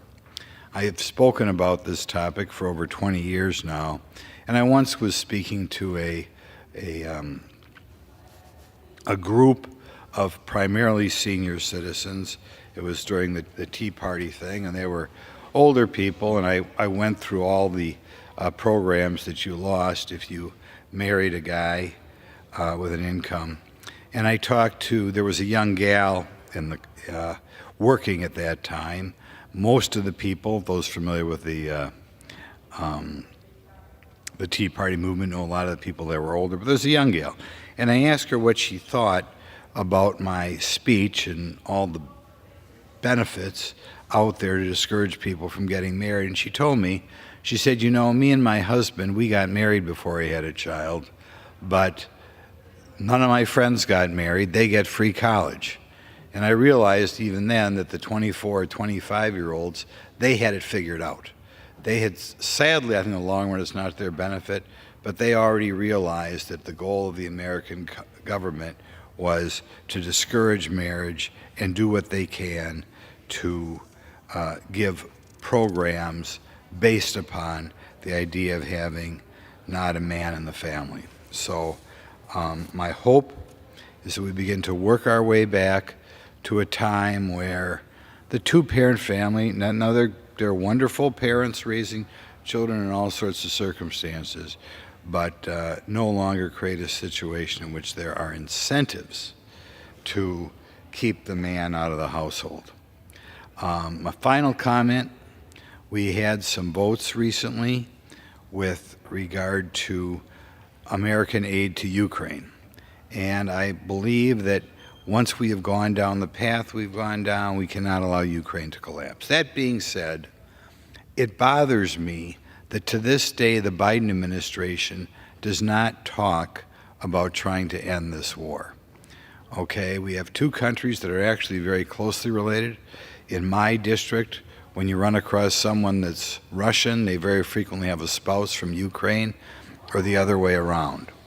And it seems to me a real tragedy that a huge number of people, tens of thousands of people of both countries are dying because of that war. Ukraine has the second lowest birth rate in the world. It is such a tragedy. It's always a tragedy when people die. But to have a country in which so many young people dying is truly a tragedy. They have the same problem in Russia, a birth rate that is too low. Not only is the birth rate too low, however, but they also have a huge immigration problem. I know in this country, having been down at the southern border, it is not unusual to have Russians come in there. I know a few people in my district, including a young couple with children that I'm sure Russia would love to have, but they left Russia to come here. That was before the war started. So the goal of both Mr. Zelensky and Mr. Putin ought to be to try to get more young people to populate their rather large countries, not to have this war go on. And I think they both must realize this if they really want what's best for the future of our countries. So I would hope that President Biden, in addition to asking for more war, more munitions for the war, would find some country, be it Israel, be it Turkey, whatever country, to try to negotiate an end to this war. It is such a tragedy to see tens of thousands of young people dying on both sides when, from what I can see, the biggest problem that both countries have is a lack of young people in the first place. So I would ask President Biden to spend a little time on that. When I have met in the past with his advisors or his cabinet on this issue, they really just seem dumbfounded when I ask them about when the war is going to end. It's like something they haven't considered. Well, it is something we should consider. It's also bad geopolitically from the United States. We saw earlier this week meetings between Red China and Russia. I know going back to President Nixon, we did not want close ties between Russia and China, but we've been very careful to make sure that hasn't happened, but you leave it to President Biden. We now have closer ties with those countries, as well as closer ties with Iran, another country that we don't like to necessarily see prosper or become a part of an alliance against the United States. So my third request for this body is that we try to prod the Biden administration in looking to an end to this war so these two great historical countries do not continue to lose their younger population. So to go over one more time, we have to have Americans still be aware we're hitting records of people coming across the southern border. We have to remind people at home that this breakdown of the family did not just happen. It happened because this Congress continues to dole out money virtually conditioned upon not having an old-fashioned nuclear family, and the Biden administration is trying to throw gas on the fire in this budget. And finally, we hope members of this body prod the Biden administration towards looking for a peace in Eastern Europe. With that being said, I'd like to wrap up and hope the body proceeds as I would wish. Does the gentleman have a motion? Yes, I think it's maybe time that we adjourn. The question is on the motion to adjourn. Those in favor say aye. Those opposed, no. The ayes have it. The motion is adopted. Accordingly, the House stands adjourned until noon next Tuesday for morning hour debate.